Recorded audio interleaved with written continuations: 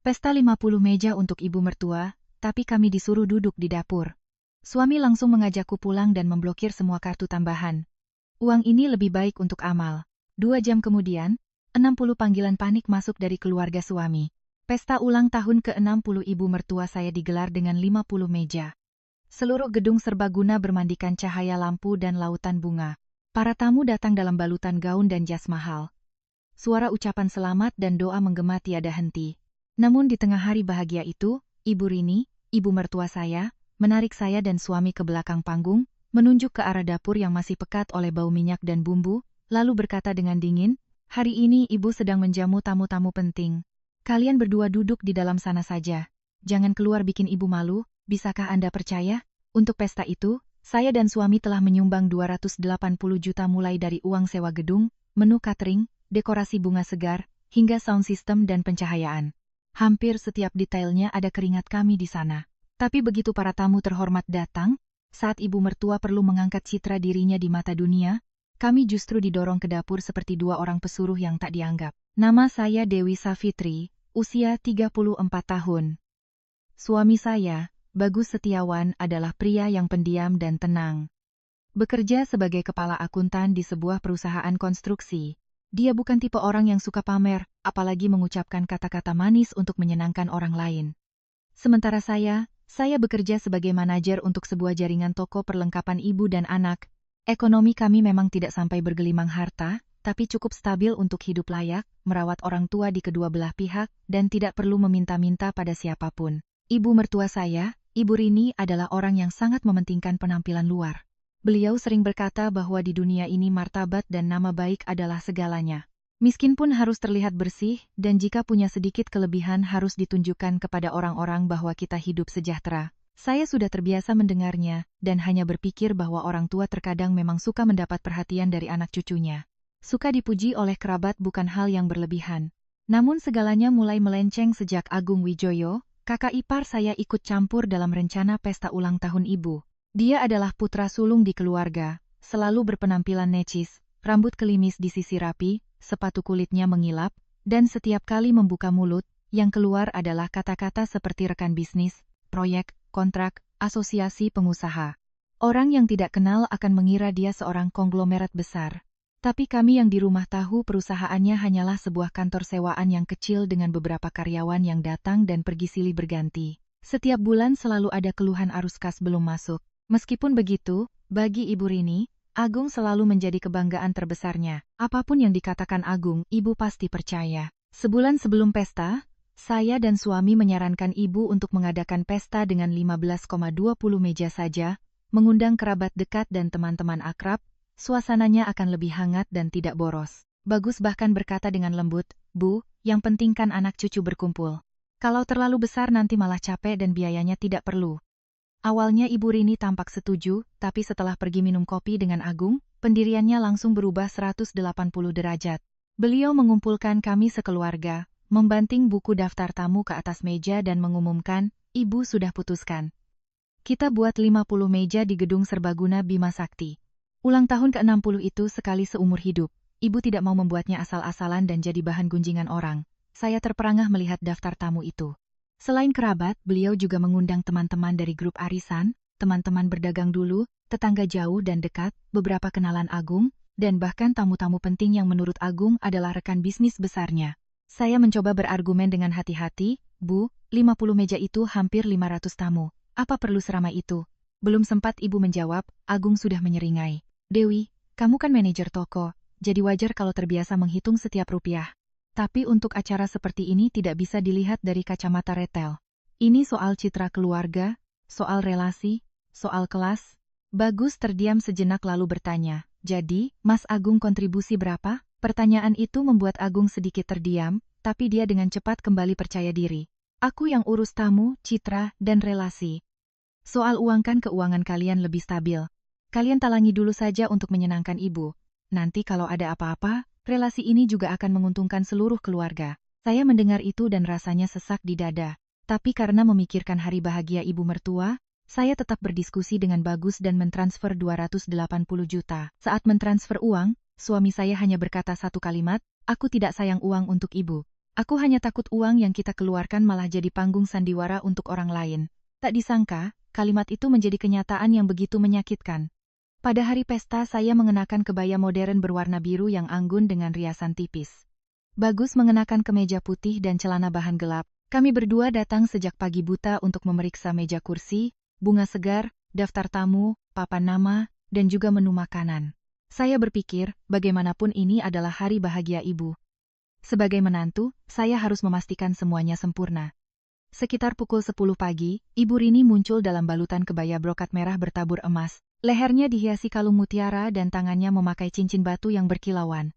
Begitu masuk, beliau langsung digandeng oleh Agung layaknya seorang sosialita sejati.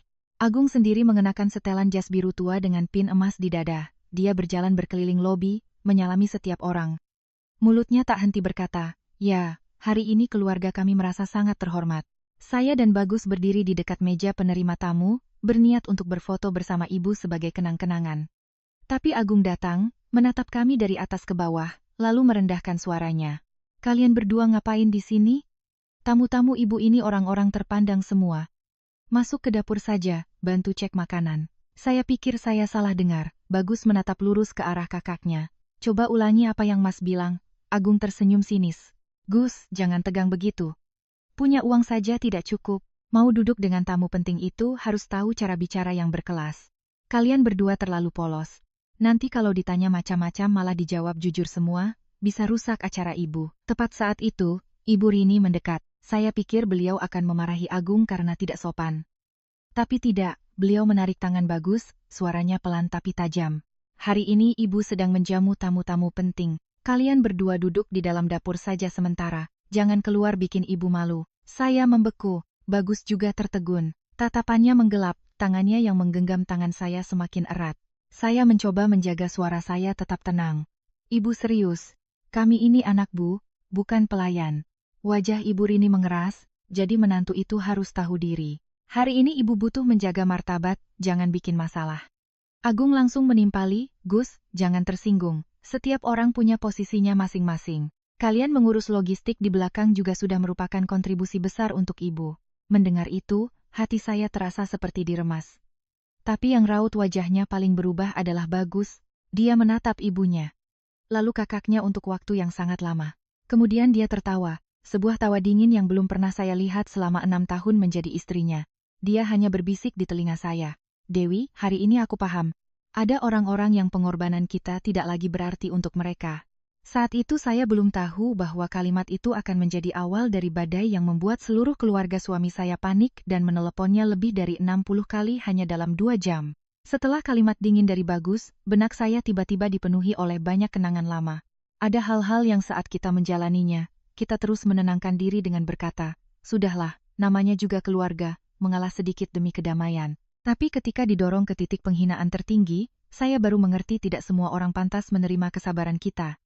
Saat baru menjadi menantu, saya tulus menyayangi Ibu Rini. Suaminya meninggal lebih awal dan beliau seorang diri membesarkan 3 orang anak. Beliau sering bercerita tentang masa-masa sulitnya.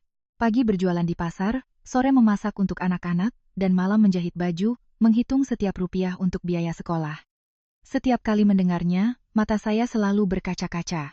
Saya pikir seorang ibu yang telah banyak berkorban di masa tuanya hanya butuh perhatian anak cucu. Sebagai menantu, saya harus lebih lembut.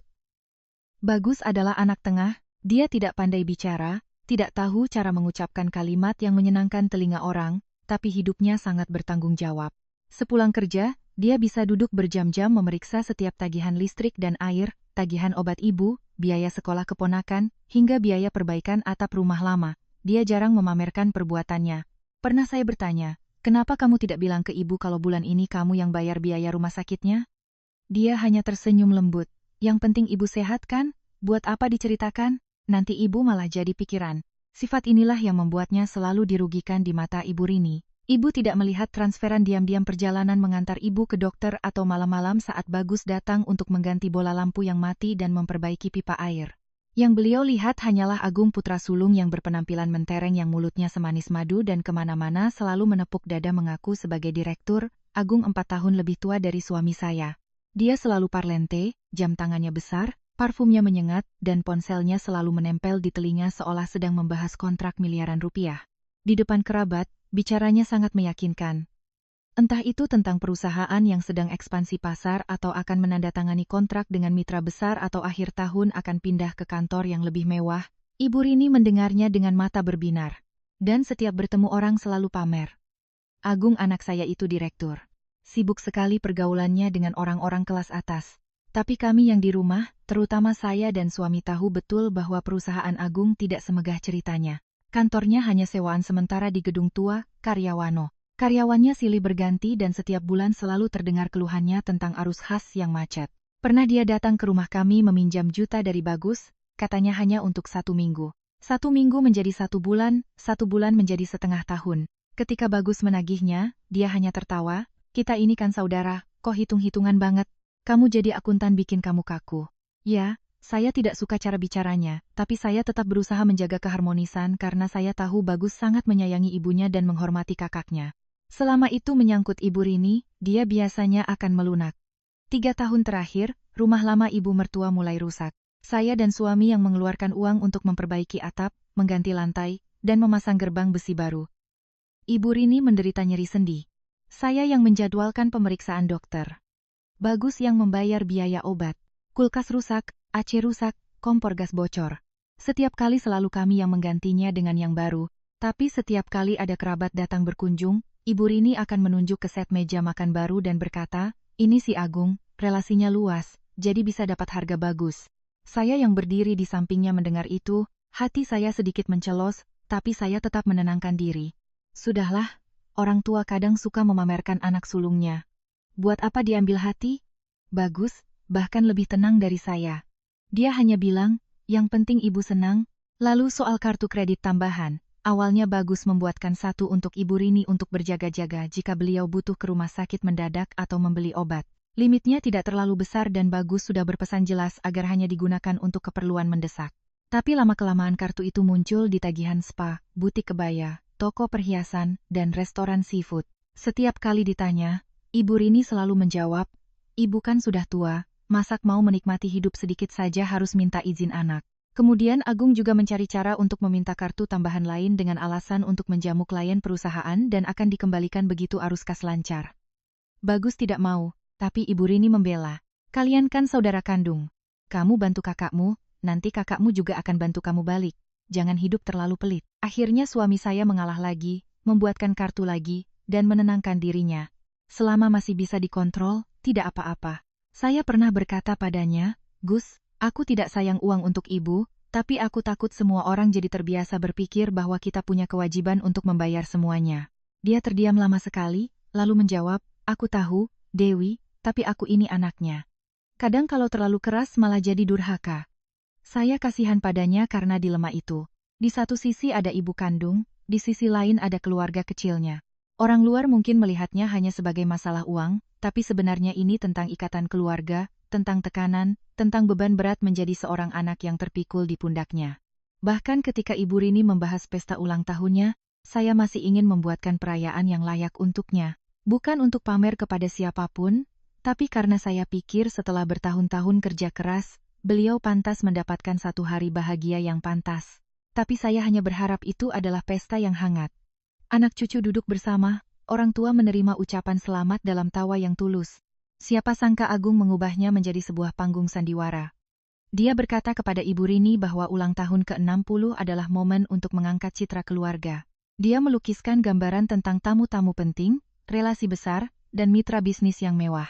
Sedangkan saya dan suami dalam kata-katanya hanyalah 2 orang yang punya uang tapi kampungan, tidak tahu cara berpakaian dan tidak bisa mengucapkan kalimat-kalimat indah untuk menjaga nama baik keluarga.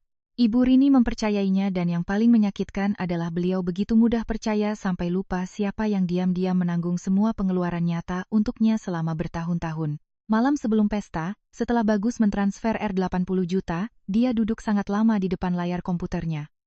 Saya bertanya apa yang sedang dia pikirkan. Dia menatap deretan laporan transaksi. Suaranya berat. Aku tidak sayang uang untuk ibu, Dewi.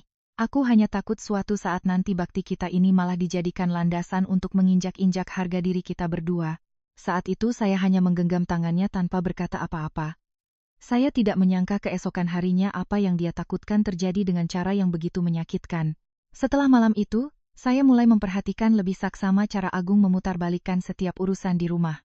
Dulu saya pikir dia hanya suka pamer, suka melebih-lebihkan sedikit agar terlihat hebat, tapi semakin dekat hari ulang tahun ibu mertua, saya semakin sadar dia tidak sesederhana itu. Dia tahu persis kelemahan Ibu Rini adalah gengsi dan dia tahu cara menggunakan kelemahan itu untuk mengendalikannya. Seminggu sebelum pesta, Agung mengundang kami sekeluarga untuk makan malam, katanya makan malam, tapi sebenarnya itu adalah rapat keluarga yang dia pimpin sendiri. Di atas meja, selain piring dan sendok, ada setumpuk kertas berisi daftar tamu, denah meja, dan beberapa kutipan harga untuk dekorasi. Dia meletakkan semuanya di depan Ibu Rini dan berkata dengan nada yang sangat meyakinkan, "Ibu, tenang saja, semua sudah Agung pikirkan. Pesta kali ini bukan hanya sekadar syukuran ulang tahun, tapi juga momen agar orang lain memandang keluarga kita dengan cara yang berbeda." Ibu Rini mendengarnya dengan wajah ceria. Beliau mengambil denah meja. Jarinya mengelus deretan huruf bertuliskan meja tamu VIP seolah sedang menyentuh barang berharga. "Tamu VIP itu siapa saja, Gung?" tanya ibu. Agung langsung duduk tegak, suaranya merendah seolah sedang membahas urusan negara. "Ada beberapa kolega dari asosiasi pengusaha, satu wakil kepala cabang bank dan beberapa mitra yang sedang membahas proyek dengan perusahaan Agung. Mereka datang itu karena sangat menghormati keluarga kita." "Bu," saya duduk di samping Bagus dan mendengar kata proyek. Tanpa sadar saya melirik suami saya. Bagus tetap diam, tapi tangannya yang memegang gelas air sedikit berhenti bergerak. Saya tahu dia juga merasa ada yang tidak beres. Sebuah pesta ulang tahun keluarga, mengapa harus diubah menjadi tempat menjamu mitra bisnis, tempat pamer relasi, dan membahas modal? Agung terus berbicara, semakin lama semakin bersemangat. Tapi ibu harus dengarkan Agung satu hal. Meja tamu VIP tidak bisa diisi sembarangan. Yang cocok duduk di sana, yang tidak cocok lebih baik mundur ke dalam agar tidak merusak suasana. Ibu Rini mengangkat kepala. "Maksudmu?" Dia melirik ke arah saya dan suami tersenyum tipis. "Jujur saja ya, Bu. Jangan tersinggung. Bagus dan Dewi itu baik, tapi mereka terlalu jujur. Ditanya apa, dijawab apa adanya. Pakaiannya sederhana, komunikasinya tidak luwes. Tamu-tamu kita kan pebisnis semua, kalau duduk bareng nanti jadi tidak nyambung." Mendengar itu, wajah saya memanas. Tapi saya tetap berusaha tenang karena tidak ingin makan malam itu berubah menjadi pertengkaran. Bagus meletakkan gelasnya bertanya langsung. "Maksud Mas tidak nyambung itu bagaimana?" Agung mengangkat bahu. "Jangan tersinggung, Gus. Aku bicara begini demi citra keluarga. Waktu itu duduk dengan klienku, orangnya bertanya soal investasi. Kamu malah ceramah panjang lebar tentang transparansi arus kas. Kedengarannya seperti auditor mau periksa buku. Pebisnis mana suka cara seperti itu?" Bagus menatap kakaknya, suaranya tetap datar. "Aku hanya bilang jangan pakai pinjaman berbunga tinggi, jangan pakai nama keluarga untuk jadi penjamin sembarangan. Kalau kalimat itu membuat Mas tidak nyaman, berarti aku bicara tepat sasaran." Suasana di meja makan langsung menegang. Ibu Rini mengerutkan kening. Sudah. Saudara bicara beberapa kalimat saja sudah tegang. Hari ini kita bahas acara bahagia, Ibu. Jangan bawa-bawa urusan pekerjaan." Tapi Agung tidak mau berhenti. Dia menoleh ke Ibu Rini, suaranya melembut. "Nah, Ibu lihat kan Agung sudah bilang Bagus itu baik, tapi tidak bisa memilih kata-kata. Nanti di hari H kalau tamu bertanya, dia jawab ceplas-ceplos begitu. Orang bisa menilai seluruh keluarga kita tidak tahu etika." Begitu Ibu Rini mendengar kata menilai, raut wajahnya langsung berubah. Baginya, dicela orang luar lebih menakutkan daripada kehilangan uang. Sejak hari itu, saya mulai merasa cara pandangnya terhadap kami berubah. Bukan benci secara terang-terangan, tapi ada kewaspadaan dalam tatapannya. Seolah-olah kami adalah faktor yang bisa merusak panggung indah yang sedang dia impikan. Pernah sekali beliau memanggil saya sendiri ke kamar, mengeluarkan beberapa set kebaya baru dan bertanya, "Menurutmu kebaya merah marun ini cocok tidak Ibu pakai untuk menyambut tamu?" Saya tulus memujinya Bagus. Beliau mengangguk-angguk lalu tiba-tiba berkata, "Nanti kalau tamunya terlalu ramai, kamu bantu-bantu di bagian dalam saja, ya. Kamu kan tidak kenal mereka semua. Di luar juga bingung mau bicara apa." Saya tertegun beberapa detik. Kalimat itu terdengar sangat ringan, tapi maknanya sangat jelas. Saya bertanya lagi, "Maksud Ibu?" "Saya tidak duduk bersama keluarga." Beliau menghindari tatapan saya, suaranya sedikit ketus. "Ibu tidak bilang begitu. Ibu cuma bilang, lihat situasi. Kamu jadi menantu harus fleksibel sedikit. Jangan kaku soal tempat duduk." Malam itu saya ceritakan pada Bagus. Dia duduk terdiam cukup lama lalu berkata, "Aku akan bicara dengan Ibu, tapi saya mencegahnya. Saya masih punya sedikit harapan bahwa Ibu Rini hanya terpengaruh sesaat oleh Agung." Nanti di hari pesta semuanya akan baik-baik saja. Begitulah kita sering menenangkan diri. Bukan? Ketika kita masih menyayangi sebuah keluarga, kita selalu mencari alasan untuk percaya bahwa mereka belum seburuk itu. Lalu sehari sebelum pesta, pihak gedung mengirimkan rincian biaya terbaru. Saya membukanya dan terkejut. Selain menu yang sudah disepakati, Agung secara sepihak menaikkan paket minuman anggur, menambah layar LED besar, menyewa live band, dan memesan souvenir terima kasih untuk tamu dalam kotak beludru merah. Total biaya tambahan hampir mencapai 0 juta. Saya langsung meneleponnya. Mas Agung, biaya tambahan ini siapa yang setujui? Dia menjawab dengan enteng. Aku yang setujui. Pesta ibu masak dibuat seadanya. Saya berusaha menahan amarah, tapi biaya tambahan ini tidak sedikit. Kami sudah transfer 280 juta. Agung tertawa sinis di telepon.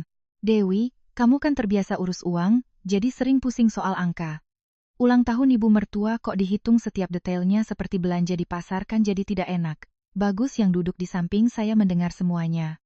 Dia tidak merebut telepon juga tidak berdebat. Dia hanya meminta saya untuk meneruskan semua email, penawaran harga, dan pesan dari Agung kepadanya. Malam itu ketika saya pergi membuat minuman, saat kembali saya melihat suami saya sudah membuka laptop. Diam-diam menyimpan setiap file ke dalam folder terpisah. Di layar tampak riwayat transaksi kartu kredit tambahan ibu dan kakaknya selama berbulan-bulan. Saya bertanya pelan, kamu mau melakukan apa? Bagus tidak menatap saya, hanya menjawab, belum melakukan apa-apa. Aku hanya ingin mulai sekarang. Setiap kebaikan kita harus ada buktinya. Kalimat itu membuat punggung saya merinding karena saya mengerti sekali orang sabar seperti suami saya mulai menyimpan bukti. Artinya sudah ada retakan yang sangat dalam di hatinya. Dan pada hari pesta ulang tahun keesokan harinya, retakan itu pecah menjadi sebuah keputusan yang tidak bisa diantisipasi oleh siapapun di keluarga suami saya. Keesokan paginya, saya bangun saat langit masih remang-remang. Di luar jendela, kota masih diselimuti kabut tipis. Lampu-lampu jalan yang kekuningan memantul di jalanan yang masih sepi. Saya berdiri di depan cermin, merapikan kebaya biru muda saya dengan perasaan berat yang sulit dijelaskan. Bukan karena saya menyesal mengeluarkan uang, bukan juga karena enggan repot. Saya hanya takut firasat buruk dari malam sebelumnya akan menjadi kenyataan. Bagus keluar dari kamar tidur, kemeja putihnya sudah disetrika rapi, rambutnya tertata. Dia menatap saya sejenak lalu bertanya lembut, "Kamu tidak apa-apa?" Saya mengangguk, berusaha tersenyum. "Hari ini kan hari bahagia, Ibu. Kita lakukan yang terbaik saja, Mas." Dia tidak berkata apa-apa lagi, hanya mengulurkan tangan, merapikan kancing di pergelangan tangannya. Tatapannya dalam, saya tahu hatinya juga tidak tenang. Kami berdua tiba di gedung serbaguna Bima Sakti sekitar pukul 6 pagi. Aula pesta masih berantakan dengan bunga, taplak meja, rangka panggung, dan kardus-kardus minuman yang belum dibuka segelnya. Para staf berlalu lalang. Ada yang mengatur lampu, ada yang memasang taplak, ada yang meletakkan papan nama. Saya memegang daftar meja, memeriksa satu persatu area. Meja untuk kerabat dari pihak ayah, meja untuk teman-teman arisan ibu, meja untuk tetangga lama, meja untuk kenalan di pasar. Lalu sampai di area yang dilingkari spidol merah oleh Agung tamu VIP. Area meja itu ditempatkan persis di dekat panggung. Taplaknya berwarna krem. Bunga segarnya lebih tinggi dari meja lain. Gelas-gelas anggurnya berbaris mengilap. Melihat persiapannya saja, siapapun paham bahwa itulah pusat perhatian yang diinginkan Ibu Rini. Saya baru selesai memeriksa papan nama ketika menyadari ada kesalahan penulisan nama ibu mertua. Saya memanggil seorang staf dan dengan sopan memintanya untuk segera diperbaiki sebelum tamu datang. Ini hal kecil, tapi dalam pesta besar, kesalahan seperti ini bisa membuat Ibu Rini marah. Saat sedang berbicara, Agung masuk dari lobi. Dia mengenakan setelan jas biru tua. Sepatunya mengilap sampai bisa dipakai bercermin. Di dadanya tersemat pin emas berbentuk daun. Begitu melihat saya memegang papan nama, dia langsung mengerutkan kening. "Dewi, kamu sedang apa?" Saya menjawab, "Nama ibu salah cetak, aku minta staf untuk perbaiki." Agung merebut papan nama dari tangan saya, nadanya kesal. "Pekerjaan remeh begini biar staf yang urus, kamu di sini terus menunjuk-nunjuk mereka. Nanti tamu datang dikira kamu koordinator acara." Saya terdiam. Sebuah kalimat yang terdengar sepele tapi penuh dengan nada merendahkan. Bagus yang sedang berdiskusi dengan bagian audio di dekatnya mendengar itu dan langsung menghampiri. Dewi menemukan kesalahan dan meminta diperbaiki. "Apa yang salah?" Agung tertawa sinis, "Kamu ini selalu serius. Hari ini aku yang urus citra, kamu datang harus lihat semuanya profesional. Bukan ada orang yang berlari ke sana kemari bawa kertas." Saya menarik pelan tangan suami saya, memberi isyarat untuk tidak memperpanjang masalah. Meskipun dalam hati sangat kesal, saya tidak ingin memulai hari ulang tahun ibu dengan pertengkaran. Tapi sekitar pukul 09.00 pagi ketika Ibu Rini muncul, saya baru mengerti bahwa Agung tidak hanya bicara. Dia sudah mengatur peran untuk setiap orang di pesta itu. Ibu Rini hari itu begitu glamor sampai saya sendiri sedikit terkejut. Kebaya brokat merah bertabur emas membalut tubuhnya. Lehernya dihiasi kalung mutiara. Tangannya memakai cincin batu. Rambutnya disanggul tinggi, bibirnya dipoles lipstik merah menyala. Agung menggandengnya dari pintu utama, masuk seperti menggandeng seorang nyonya besar. Beberapa teman ibu yang melihatnya langsung berdecak kagum.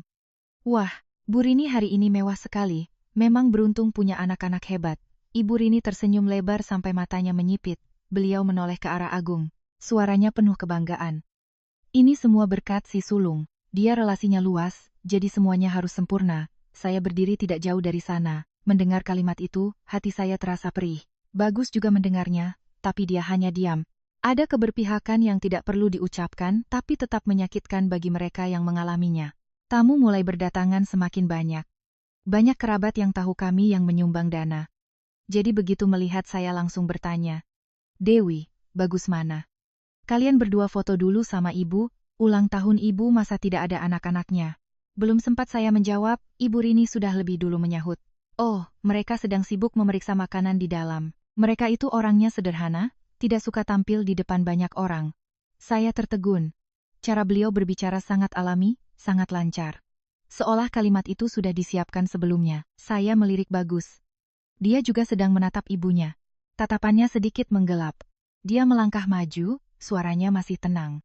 Bu, nanti waktu acara mulai kami duduk di meja mana? Ibu Rini sedikit ragu, lalu menoleh ke Agung. Agung segera mengambil setumpuk kartu menu dan memberikannya kepada saya. Ah, baru ingat, Dewi, Bagus, tolong cek ke dapur ya. Bantu periksa nampan lobster dan souvenir untuk tamu. Tamu VIP hari ini penting, tidak boleh ada yang kurang satupun. Bagus tidak membiarkan saya mengambilnya. Dia menerima tumpukan kertas itu lalu meletakkannya kembali di meja. Mas yang pesan tambahan, Mas yang periksa sendiri. Kami ini anak bukan staf logistik.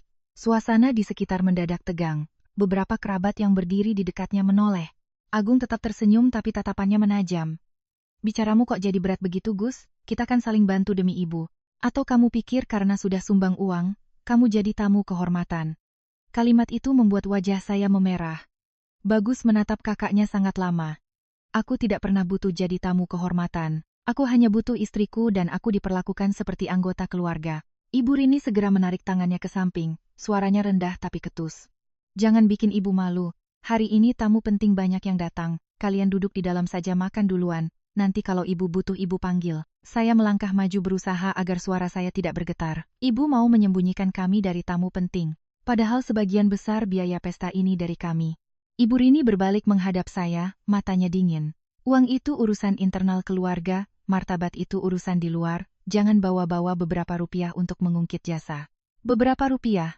Dua kata itu jatuh di tengah aula pesta yang terang benderang seperti sebuah tamparan.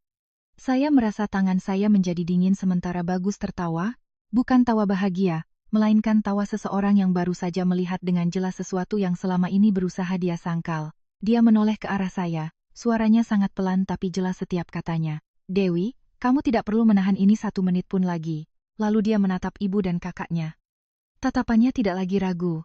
Saya tahu pada saat itu suami saya yang sabar telah benar-benar mencapai batasnya. Tepat setelah kalimat itu, Bagus tidak langsung menarik saya pergi. Dia berdiri diam di antara pintu masuk ke area dapur. Punggungnya tegap, tangannya masih menggenggam tangan saya, tapi tidak lagi erat menyakitkan. Saya bisa merasakan telapak tangannya berkeringat. Orang luar mungkin berpikir dia tenang, tapi saya kenal suami saya. Semakin dia diam, semakin bergejolak hatinya. Saat itu suara MC dari panggung terdengar melalui pengeras suara. Hadirin sekalian yang kami hormati, beberapa saat lagi acara syukuran ulang tahun Ibu Rini Wulandari akan segera dimulai. Musik latar yang merdu mulai mengalun. Lampu panggung berubah warna menjadi meriah. Sementara kami, 2 orang yang sudah bangun sejak pagi buta untuk mengurus setiap detail justru didorong ke ambang pintu stainless steel yang menuju ke dapur. Agung melihat jam tangannya lalu pura-pura tidak sabar. Dia mendekat, merendahkan suaranya, tapi setiap katanya menusuk seperti jarum. Sudahlah, kalian jangan berdiri di sini jadi tontonan. Tamu sudah hampir lengkap. Gus, bawa istrimu masuk ke sana duduk sementara. Nanti kalau ibu butuh, aku panggil. Selesai bicara, dia menunjuk ke arah pintu dapur yang sedikit terbuka. Dari sana tercium bau kuah, minyak goreng, dan terdengar suara piring beradu. Seorang pelayan muda yang berdiri di dekatnya tampak tidak enak hati. Dia menatap saya, lalu menatap Bagus dan dengan canggung berkata pelan, "Maaf, Pak, Bu. Kalau mau istirahat sementara, kami ada meja staf di dalam. Saya siapkan 2 porsi nasi kotak untuk Bapak dan Ibu." Kalimat itu sebenarnya tidak berniat jahat. Pelayan itu hanya melakukan apa yang diperintahkan. Tapi justru kebaikan yang canggung itu membuat saya lebih sakit hati. Ternyata orang luar saja merasa tidak enak untuk kami, sementara keluarga kami sendiri tidak. Saya melihat ke dalam dapur. Di sudut dekat area cuci piring ada sebuah meja stainless steel kecil. Di atasnya ada beberapa kotak nasi untuk staf, beberapa pasang sendok plastik. Di sampingnya ada tong sampah besar dan baskom berisi sayuran yang belum dibersihkan. Saya tidak merendahkan nasi kotak untuk staf, saya juga pernah lembur dan makan nasi kotak dingin. Tapi tetap terasa enak karena saya tahu saya mencari nafkah dengan tenaga sendiri. Tapi hari ini berbeda, hari ini itu bukan sekadar nasi kotak. Itu adalah tempat duduk yang disediakan oleh keluarga suami untuk kami di tengah pesta yang kami bantu biayai. Bagus menatap meja itu selama beberapa detik lalu berbalik bertanya pada ibunya. "Ibu benar-benar ingin kami duduk di sana?" Ibu Rini menghindari tatapannya tapi tetap berusaha mempertahankan nada bicaranya yang keras. "Duduk sebentar saja, memangnya kenapa? Tamu-tamu ibu ini orang penting semua, jangan berlebihan seolah ibu menelantarkan kalian." Bagus mengangguk sangat pelan. "Benar, duduk sebentar tidak akan membuat kami mati. Tapi harga diri seseorang kalau terus diinjak-injak suatu saat juga akan mati." "Bu," Ibu Rini terdiam. Agung langsung menyela, "Kamu mulai drama lagi. Hari ini hari bahagia. Ibu, kamu bicara begitu untuk apa? Laki-laki dalam keluarga itu harus tahu cara mengalah. Lagi pula, kamu sumbang uang untuk ibu itu kan untuk berbakti, bukan untuk membeli tempat duduk, jadi, jangan diungkit-ungkit." Mendengar kalimat itu, tenggorokan saya tercekat, tapi Bagus tidak membalas. Dia hanya mengeluarkan ponselnya. Layarnya menyala, jarinya membuka aplikasi mobile banking dengan gerakan yang sangat tenang. Saya menatapnya, jantung saya tiba-tiba berdebar lebih kencang.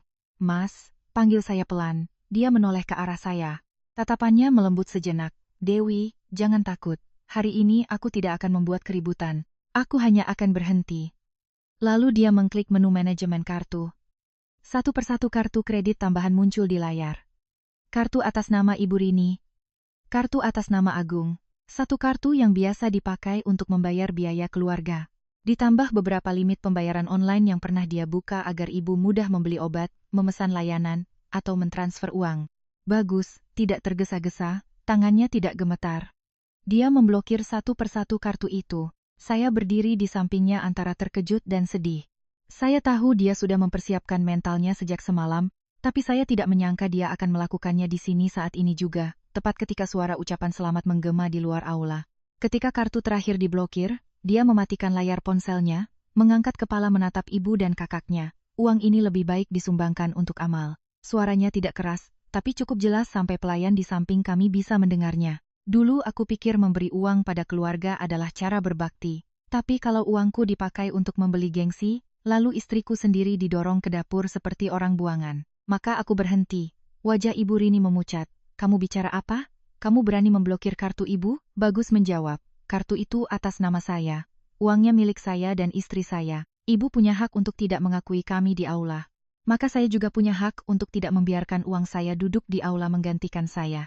Agung maju selangkah, wajahnya memerah. "Gus, jangan kekanak-kanakan. Memblokir kartu sekarang sama saja merusak pesta ibu." Bagus menatap lurus padanya. "Bukan. Yang merusak pesta adalah orang yang memesan tambahan minuman anggur, meja VIP, dan souvenir berlapis emas, tapi tidak mengeluarkan uang sepeser pun. Yang merusak pesta adalah orang yang meminjam mulut ibu untuk mengusir adik dan adik iparnya ke dapur." Agung terdiam sejenak, tapi Ibu Rini mulai panik. Beliau melirik ke aula di mana tamu semakin ramai lalu menarik tangan Bagus, "Jangan bikin ibu malu. Sebentar lagi ibu mau naik ke panggung, nanti kamu naik. Berikan amplop untuk ibu. Kita foto beberapa kali. Setelah itu, apapun yang kamu mau kita bicarakan di rumah." Bagus dengan lembut melepaskan tangan ibunya. "Ibu menyuruh saya duduk di dapur, jadi saya akan menuruti perintah ibu. Tapi amplop, kartu tambahan, limit pembayaran, semuanya akan ikut duduk di dapur bersama saya. Tidak akan ada yang naik ke panggung lagi." Selesai bicara, dia menoleh ke saya. Kita pergi, Dewi. Saya masih berdiri membeku. Mata saya terasa panas. Dia mengambil tas tangan saya tanpa mengucapkan sepatah kata pun lagi kepada siapapun. Saat kami melangkah melewati pintu belakang, saya mendengar suara Ibu Rini memanggil. Bagus, kembali sekarang juga. Sementara Agung menggeram, pergi saja, jangan menyesal. Bagus tidak menoleh. Sampai di area parkir belakang gedung, matahari sudah naik tinggi. Sinarnya begitu menyilaukan sampai saya harus menyipitkan mata. Dia membuka aplikasi ojek online lalu menelepon orang tua saya. Suaranya pelan tapi sangat jelas. Bapak, Ibu, hari ini saya izin membawa Dewi pulang ke rumah untuk makan siang. Saya mungkin terlambat menjadi suami yang baik, tapi mulai sekarang saya tidak akan membiarkan istri saya direndahkan lagi. Mendengar itu, air mata saya jatuh, bukan tangisan keras, bukan isak tangis, hanya mengalir tanpa suara di pipi. Saya tidak menangis karena lemah. Saya menangis karena setelah bertahun-tahun menenangkan diri untuk terus mengalah demi menjadi menantu yang baik, akhirnya ada seseorang yang berdiri di depan saya dan berkata, kamu tidak perlu menahannya lagi. Mobil melaju meninggalkan gedung serbaguna. Di belakang kami, lampu dan bunga masih gemerlap. Musik masih mengalun. Ibu Rini mungkin masih berusaha tersenyum di depan para tamu. Tapi saya tahu sejak saat Bagus memblokir kartu-kartu itu, pesta 50 meja itu tidak lagi berada dalam kendali mereka. Dan benar seperti dugaannya, belum sampai 2 jam kemudian saat kami baru saja duduk di depan hidangan hangat di rumah orang tua saya, ponsel Bagus mulai menyala tanpa henti. 1 panggilan, 2 panggilan, lalu 10. Nama Ibu Rini Agung dan nomor-nomor tak dikenal dari gedung serbaguna muncul silih berganti. Bagus hanya membalikkan ponselnya di atas meja, mengambilkan sepotong ikan untuk saya, lalu berkata sangat pelan, makan dulu, ya, hari ini kita nikmati makanan hangat dulu. Hidangan di rumah orang tua saya hari itu tidak ada yang mewah. Hanya ada sayur asem, ikan asin, sambal terasi, dan nasi hangat yang baru matang. Tapi saat duduk di sana, tenggorokan saya terasa tercekat. Sepanjang pagi di gedung serbaguna, saya dikelilingi oleh karangan bunga mahal, meja-meja bertaplak putih bersih, dan botol-botol anggur impor yang mengilap. Tapi baru saat itu di depan semangkuk nasi hangat yang disajikan oleh ibu saya merasa benar-benar dianggap sebagai manusia. Bapak menatap Bagus cukup lama. Beliau tidak bertanya macam-macam juga tidak menyalahkan. Beliau hanya menuangkan secangkir teh hangat untuk menantunya dan berkata, jadi suami itu kadang harus banyak menelan pahit, tapi ada saatnya juga harus dimuntahkan. Kalau tidak bisa sesak napas seumur hidup, Bagus menunduk. Saya minta maaf, Pak Bu, seharusnya saya melakukan ini lebih awal. Ibu saya meletakkan tangannya di bahu saya, suaranya lembut dan hangat. Pulang ke sini sudah benar. Makanan di rumah kita memang tidak banyak macamnya, tapi tidak ada yang perlu makan sambil menahan sakit hati. Kalimat itu membuat mata saya perih. Bagus mengambilkan sepotong ikan untuk saya, sementara ponselnya yang terbalik di atas meja terus bergetar. Awalnya hanya panggilan dari Ibu Rini, kemudian Agung, lalu nomor telepon kantor gedung serbaguna dan nomor-nomor asing yang saya duga milik staf atau kerabat yang meminjam telepon. Layarnya terus menyala lalu mati. Menyala lalu mati seperti gelombang kepanikan yang datang dari pesta mewah di sana ke dapur kecil di rumah orang tua saya. Di sisi lain, menurut cerita yang saya dengar kemudian, pesta masih berlangsung meriah selama sekitar 1 jam pertama. Ibu Rini diundang naik ke panggung diiringi musik ucapan selamat. Beliau berdiri di tengah karangan bunga, tersenyum cerah, matanya berkaca-kaca karena terharu. Agung bahkan memegang mikrofon dan berbicara dengan lantang. Hari ini ibu saya menginjak usia 60 tahun. Kami sebagai anak hanya berharap ibu selalu bahagia dan bangga pada kami. Keluarga kami mungkin tidak kaya raya, tapi untuk urusan berbakti pada orang tua, kami tidak pernah hitung-hitungan. Mendengar cerita itu, saya hanya merasa miris. Orang yang bicara tidak pernah hitung-hitungan justru adalah orang yang belum mengeluarkan uang sepeser pun. Sementara orang yang diam-diam mentransfer uang, memeriksa menu, dan mengurus tagihan justru sedang disingkirkan dari aula pesta. Tapi saat itu para tamu tidak tahu. Mereka tetap bertepuk tangan, mengangkat gelas, dan memuji Ibu Rini yang beruntung. Beliau tersenyum sumringah, menerima setiap buket bunga dan amplop. Sesekali melirik ke meja VIP untuk memastikan tamu-tamu penting. Agung merasa puas. Semuanya mulai berantakan ketika pesta memasuki sesi bersulang. Agung ingin menunjukkan kedermawanannya, meminta staf untuk membuka lebih banyak botol anggur impor untuk meja-meja VIP. Begitu gelas para tamu penting terisi penuh, dia berdiri dan bersulang dengan mereka satu persatu sambil tertawa berkata, hari ini silakan dinikmati sepuasnya Pak. Keluarga kami tidak pernah pelit kalau menjamu tamu terhormat. Ibu Rini mendengar itu semakin bangga, sementara kerabat di sekitarnya berbisik memuji. Agung memang pebisnis besar, bicaranya berbobot.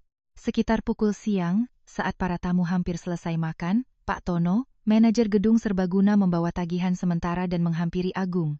Pak Tono adalah orang yang sopan dan bicaranya lembut, tapi raut wajahnya saat itu sudah lebih serius.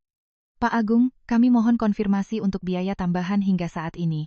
Ada tambahan 12 meja VIP, 38 botol anggur, upgrade panggung LED, live band, dan souvenir. Total tambahannya R6 juta di luar sisa pembayaran kontrak utama. Agung mendengarnya dan masih tersenyum. Mungkin dia yakin semuanya akan beres dengan kartu kredit tambahan seperti biasanya. Dia merogoh dompet, mengeluarkan kartu yang biasa dipakai Ibu Rini, dan memberikannya kepada staf. Gesek dulu saja untuk biaya tambahannya. Keluarga saya tidak kekurangan uang. Kalimat itu diucapkan cukup keras sampai beberapa orang di meja terdekat bisa mendengarnya. Ibu Rini juga duduk lebih tegak, seolah kalimat tidak kekurangan uang itu adalah jubah sutra yang menutupi martabatnya. Tapi hanya beberapa detik kemudian, mesin EDC berbunyi kering. Staf menatap layar dengan sedikit canggung. Maaf Pak, transaksinya ditolak. Agung mengerutkan kening. Jaringannya error kali. Coba lagi. Kedua kalinya tetap ditolak. Ketiga kalinya sama saja. Senyum di wajahnya mulai kaku. Ibu Rini buru-buru membuka tasnya, mengeluarkan 2 kartu lain. Pakai yang ini. Mungkin kartu yang tadi ada masalah, tapi hasilnya tetap sama. Semuanya diblokir. Bukan karena jaringan error, bukan karena mesin rusak, dan jelas bukan gangguan sementara. Kartu-kartu yang pernah membantu ibu membeli kebaya, pergi ke spa, dan membayar tagihan restoran mewah. Dalam sekejap menjadi kepingan plastik tak berguna. Pak Tono tetap bersikap profesional, tapi suaranya sudah lebih tegas. Mohon maaf, Bapak dan Ibu, kami memerlukan metode pembayaran yang valid hari ini karena semua biaya tambahan sudah digunakan sepenuhnya. Agung berbalik cepat ke arah ibunya. Wajahnya pucat. Pasti si Bagus yang blokir kartunya. Ibu Rini seolah tidak percaya. Tidak mungkin dia tidak akan berani melakukan itu pada ibu, tapi telepon ke Bagus tidak diangkat. 1 panggilan, 2 panggilan, 10 panggilan. Ibu Rini menelepon sambil gemetar. Lipstik di bibirnya mulai luntur karena keringat. Agung merandir. Mulutnya mengumpat adiknya yang durhaka. Semakin tidak bisa dihubungi, mereka berdua semakin panik. Karena saat itulah mereka baru sadar yang diusir ke dapur bukan hanya saya dan suami. Yang ikut diusir dari panggung hari itu adalah aliran dana yang selama ini mereka kira bisa digunakan kapan saja. Di rumah orang tua saya, ponsel Bagus menunjukkan panggilan ke 23 dari Ibu Rini. Dia melirik sekilas lalu mematikan nada deringnya. Saya bertanya pelan, kamu benar-benar tidak mau mengangkatnya. Dia meletakkan sendoknya, suaranya berat tapi tidak lagi ragu. Belum saatnya kalau aku angkat sekarang mereka hanya akan memaksaku membuka blokir kartu, bukan menyadari di mana letak kesalahan mereka. Bapak saya mengangguk sangat pelan. Bagus kembali mengambilkan sayur untuk saya, berkata seolah pada dirinya sendiri. Makan dulu Dewi. Sudah bertahun-tahun. Hari ini kita nikmati dulu 1 kali makan siang yang hangat. Di luar sana pesta 50 meja mulai kacau balau. Sementara di dalam dapur kecil rumah orang tua saya, untuk pertama kalinya saya melihat suami saya begitu tenang seperti seseorang yang baru saja meletakkan beban yang sudah terlalu lama dipikulnya. Tapi kekacauan di gedung serbaguna saat itu baru saja dimulai. Awalnya Agung masih berusaha mempertahankan citranya sebagai orang yang mengendalikan situasi. Dia menarik Pak Tono ke sudut dan merendahkan suaranya. Mungkin sistem bank sedang error. Biarkan saja pestanya selesai dulu, nanti saya transfer. Bicaranya lembut, tapi matanya terus melirik ke sana kemari. Tangannya sibuk menekan nomor di ponsel, menelepon satu persatu kenalannya. Pak Tono tetap sopan, tapi tidak lagi mudah dibujuk. Mohon maaf, Pak Agung, biaya tambahan ini sudah terpakai. Kami butuh konfirmasi pembayaran yang jelas. Kalau mau transfer, Bapak bisa transfer sekarang. Agung terdiam. Di rekeningnya mungkin puluhan juta saja tidak ada. Citra dermawan saat bersulang dengan tamu penting tadi langsung kempes seperti balon yang tertusuk jarum. Ibu Rini yang berdiri di sampingnya merasa malu sekaligus marah. Beliau tidak berani membuat keributan karena tamu masih ada di sekitar, tapi suaranya sudah bergetar. Agung, telepon Bagus. Suruh dia buka blokirnya sekarang. Jangan sampai ibu ditahan di sini. Agung menjawab dengan kesal. Sudah Agung telepon tidak diangkat. Pasti si Dewi yang menghasutnya. Perempuan kalau sudah dendam memang mengerikan. Jika saat itu saya ada di sana, mungkin saya akan tertawa mendengar kalimat itu. Menyalahkan saya adalah cara termudah bagi mereka untuk tidak menghadapi kenyataan. Kartu itu diblokir bukan karena saya pendendam, tapi karena mereka telah memanfaatkan kebaikan Bagus sampai ke titik terendah. Saat Agung masih kebingungan, Seorang pria parubaya berjas abu-abu menghampirinya. Pria itu bernama Pak Hartono. Belakangan saya baru tahu dia adalah pemilik perusahaan persewaan alat pesta, sekaligus rentenir di kalangan pengusaha kecil. Wajahnya sangat tenang tapi tatapannya tajam. Dia meletakkan tangannya di bahu Agung. Berbicara pelan tapi cukup untuk didengar Ibu Rini. Direktur Agung, hari ini keluarganya kumpul semua.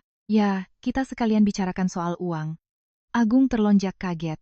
Dia buru-buru tertawa canggung. Pak Hartono, hari ini kan acara ibu saya. Urusan bisnis nanti saja kita bicarakan. Pak Hartono menyeringai. Kamu mengundang saya ke sini, katanya agar saya lihat keluargamu punya dasar yang kuat, punya rumah, punya ibu yang mendukung, punya adik yang mapan di bidang keuangan. Sekarang saya sudah datang, kamu malah bilang nanti. Ibu Rini mendengar itu, wajahnya memucat. Beliau menatap Agung. Dasar apa? Mendukung apa? Kamu bicara apa sama orang ini?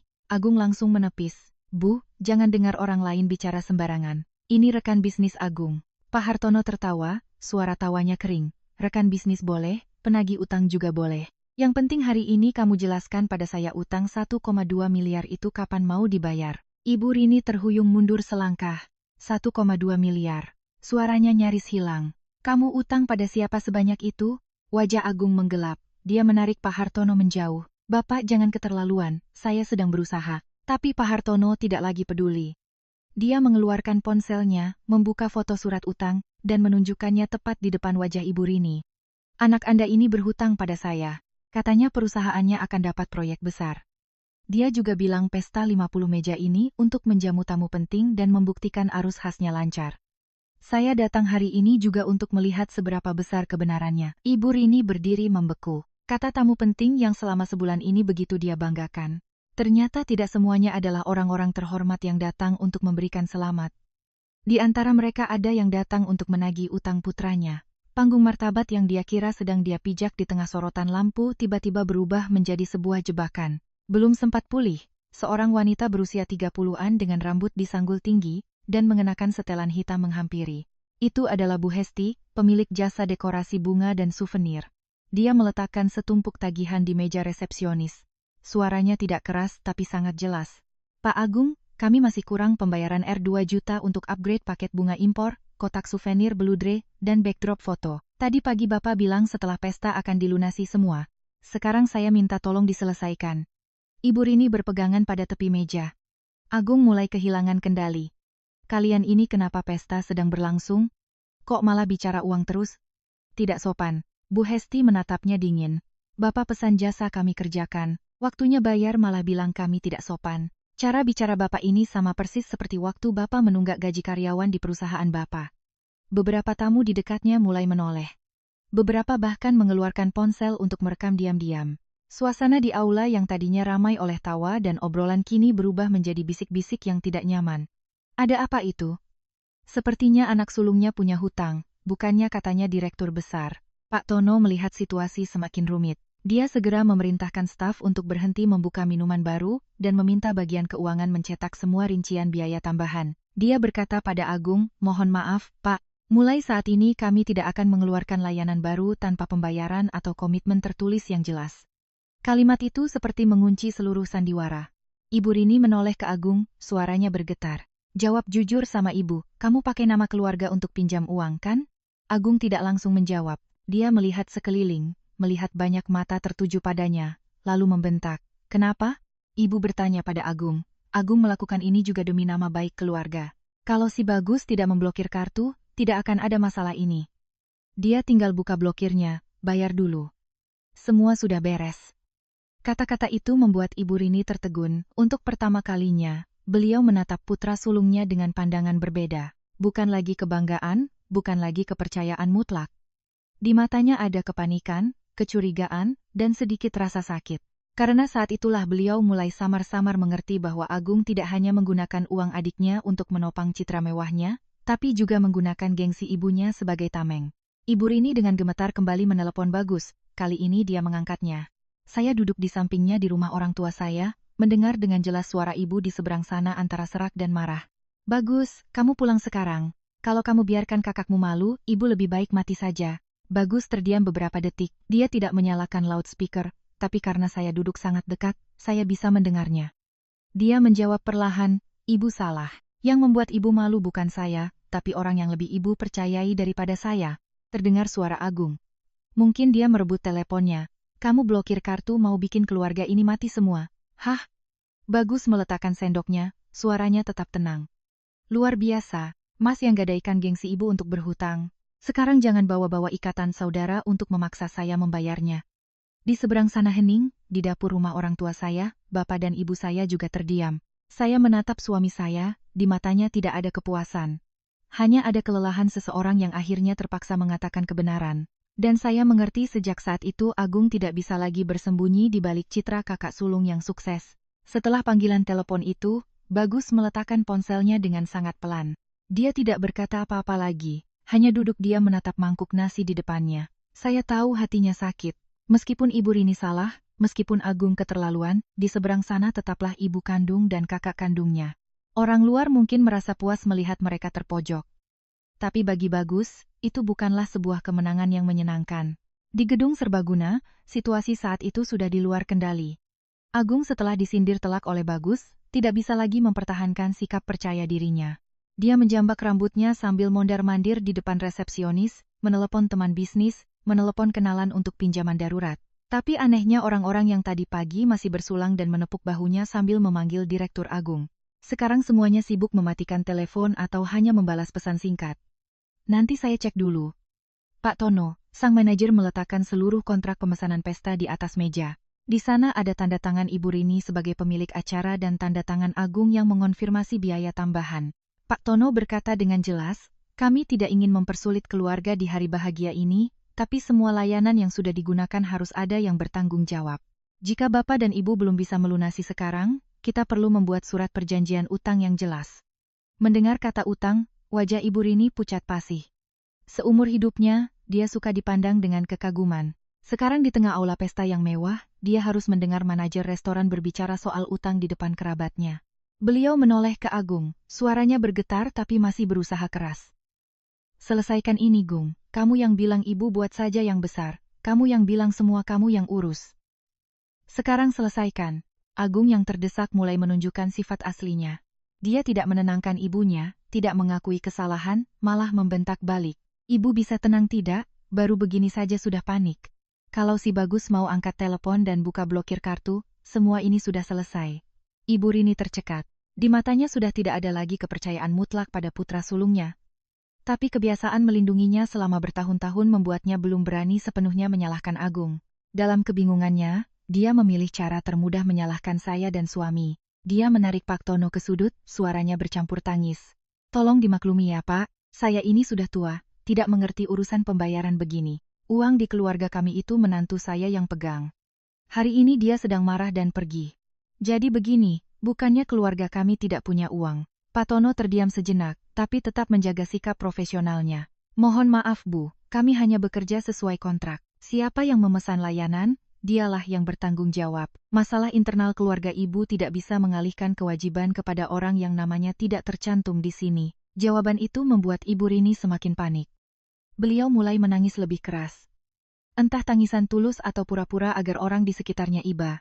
Beliau duduk di kursi dekat panggung, memegangi dadanya, mulutnya terus berkata, saya besarkan anak laki-laki saya dengan susah payah, tapi hari ini dia lebih dengar kata istrinya, memblokir kartu, dan meninggalkan ibunya sendirian di pesta. Ya Tuhan, di mana saya harus menaruh muka ini? Beberapa kerabat yang tidak tahu duduk perkaranya langsung mengerumuninya. Ada yang menelepon Bagus, ada yang mengirim pesan menyalahkannya. Ponsel Bagus kembali menyala di atas meja makan. Sebuah pesan muncul dari nomor sepupunya. Gus, bagaimanapun itu ibumu, jangan karena istri, kamu tega bikin ibumu malu di depan semua orang.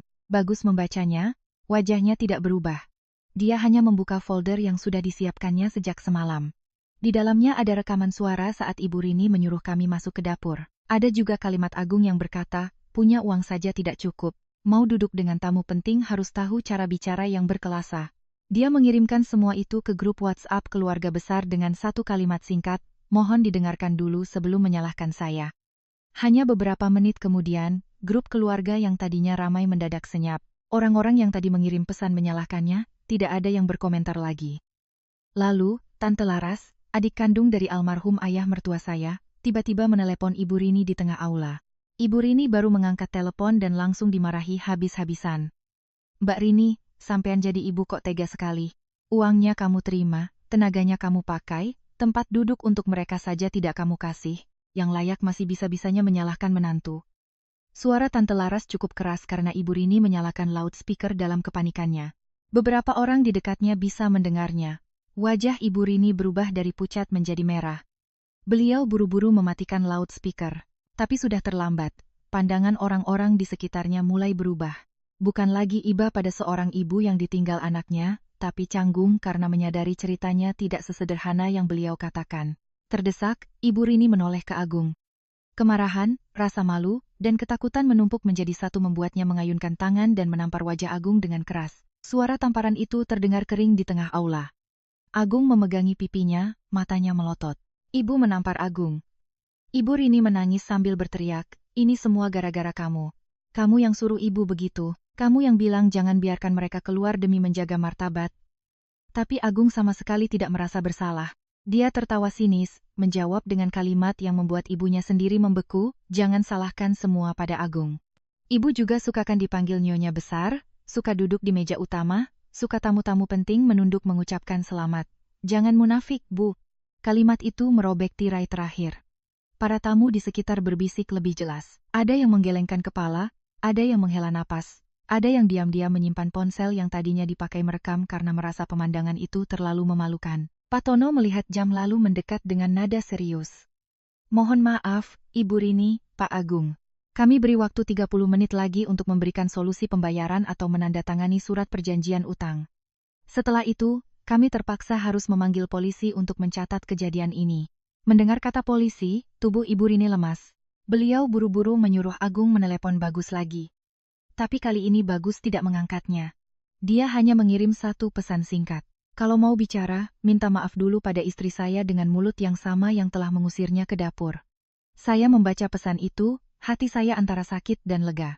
Sakit karena masalah ini sudah menjadi tontonan banyak orang, tapi lega karena untuk pertama kalinya dalam cerita ini, harga diri saya tidak lagi dianggap sebagai sesuatu yang bisa diabaikan demi kedamaian. Pesan dari Bagus baru saja terkirim.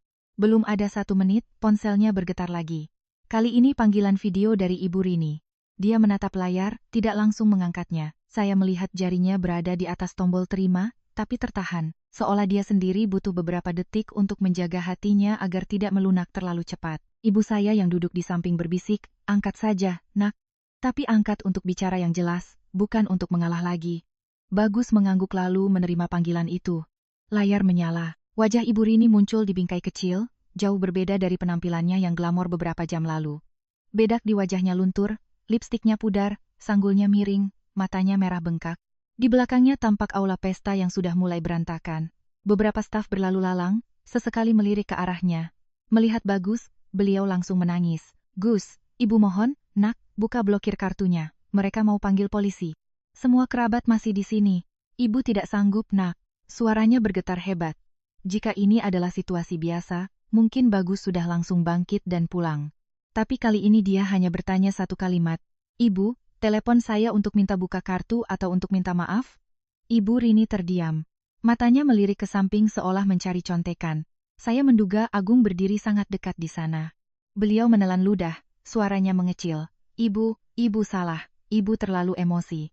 Ibu dengar kata kakakmu, makanya menyuruh kalian ke dalam. Bagus menatap lurus ke layar. Suaranya tidak meninggi, tapi setiap katanya berat. Ibu minta maaf pada siapa? Ibu Rini terdiam beberapa detik, lalu tatapannya beralih ke saya.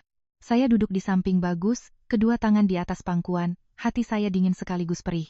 Beliau berkata sangat pelan, Dewi, Ibu minta maaf. Hari ini Ibu bikin kamu sakit hati. Belum sempat saya menjawab, Bagus sudah melanjutkan. Ibu bukan membuat Dewi sakit hati. Ibu menghinanya. Ibu menerima uang kami, menerima tenaganya sejak pagi buta. Lalu di depan orang luar, Ibu menyuruhnya ke dapur karena takut malu. Coba katakan yang benar, Bu. Ibu Rini menangis lebih keras. Untuk pertama kalinya saya melihat wanita itu tidak lagi menggunakan nada memerintah, tidak lagi berlagak seperti mertua yang berkuasa. Beliau tampak seperti orang yang baru saja didorong jatuh dari panggung oleh gengsinya sendiri. Beliau menunduk, berbicara terbata-bata.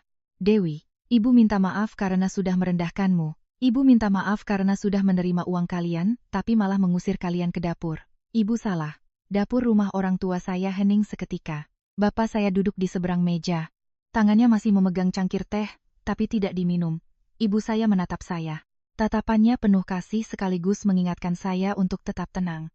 Saya menarik napas dalam-dalam lalu menjawab, "Saya dengar permintaan maaf ibu, tapi saya belum bisa bilang tidak apa-apa karena kejadian hari ini bukan sekadar salah bicara."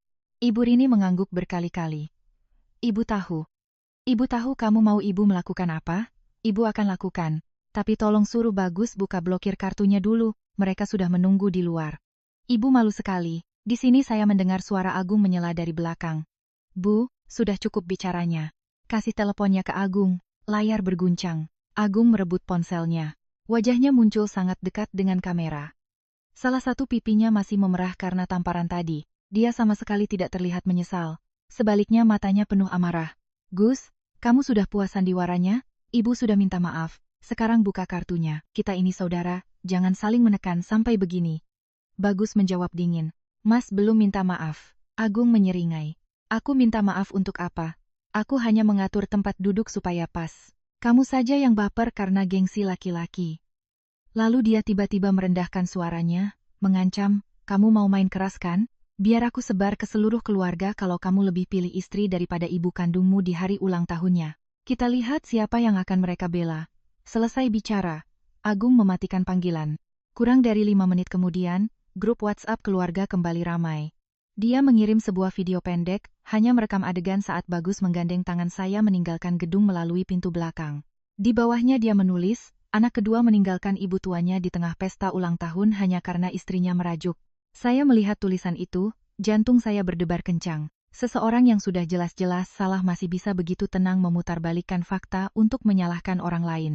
Tapi kali ini Bagus tidak membiarkannya memenangkan opini publik. Dia membuka folder berisi rekaman CCTV yang sudah dia minta dari teknisi kenalannya di gedung serbaguna. Sebelumnya, di dalamnya ada rekaman lengkap. Dari saat Ibu Rini menunjuk ke arah dapur, Agung memberikan kartu menu pada saya sampai adegan 2 porsi nasi kotak staf yang diletakkan di dekat area cuci piring. Bagus mengirim seluruh video itu ke grup keluarga dengan satu kalimat. Ini adalah bagian sebelum video yang baru saja dipotong oleh Mas Agung. Saya rasa tidak perlu penjelasan lebih lanjut. Beberapa menit kemudian, orang-orang di grup mulai membalas. Ada yang berkata, Gung, kamu keterlaluan. Ada yang lebih terus terang. Uangnya diterima, orangnya malah disuruh ke dapur. Buat apa potong-potong video? Tepat saat itu, Pak Hartono juga muncul di grup. Entah siapa yang menambahkannya, tapi tulisannya membuat segalanya meledak. Saya penagih utang Fang. Dia meminjam pesta ulang tahun ini untuk membuktikan keluarganya punya potensi, bukan hanya untuk berbakti seperti yang dia katakan. Ibu Rini yang membaca tulisan itu nyaris pingsan di tengah aula. Sementara Agung menelepon Bagus berkali-kali, tapi kali ini gilirannya yang ditolak. Bagus hanya mengirim satu pesan, saya bisa membantu ibu keluar dari masalah dengan restoran, tapi saya tidak akan membayar utang gengsi Mas. Saya menatap suami saya, perasaan aneh muncul di hati saya, bukan puas, bukan juga kasihan. Saya hanya mengerti ada kebenaran yang jika tidak diungkap pada saat yang tepat, orang baik akan selamanya dijadikan kambing hitam. Sementara si penipu akan terus berdiri di atas panggung untuk menceramahi orang lain tentang moral.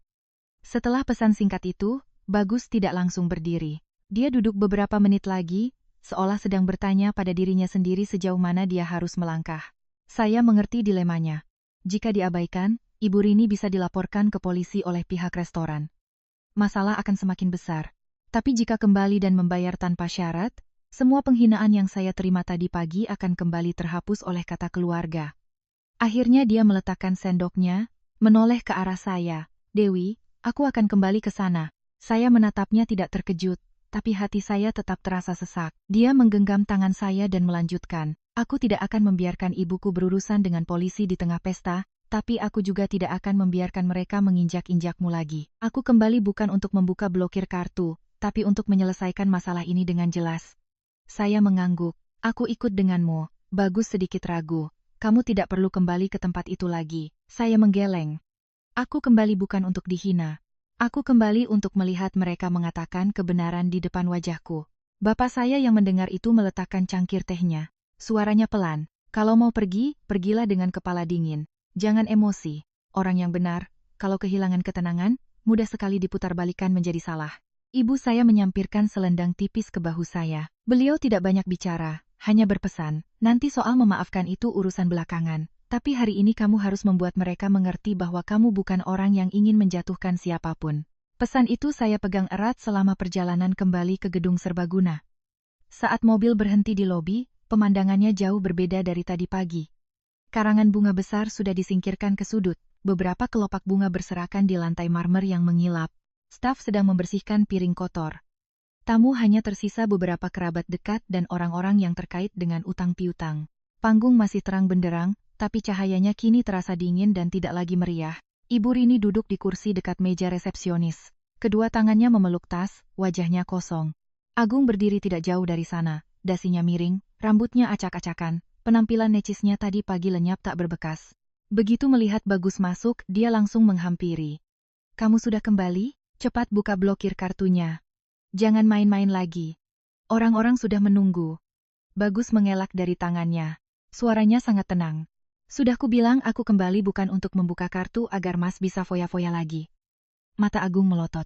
"Lalu kamu kembali untuk apa?" Bagus meletakkan sebuah map hitam di atas meja resepsionis untuk menghitung dengan benar siapa yang berhutang, siapa yang membayar. "Pak Tono," sang manajer mendekat. Wajahnya lega tapi tetap waspada. "Pak Bagus, terima kasih sudah kembali. Kami hanya berharap keluarga bisa mencapai kesepakatan agar tidak perlu dibawa ke ranah hukum." Bagus mengangguk.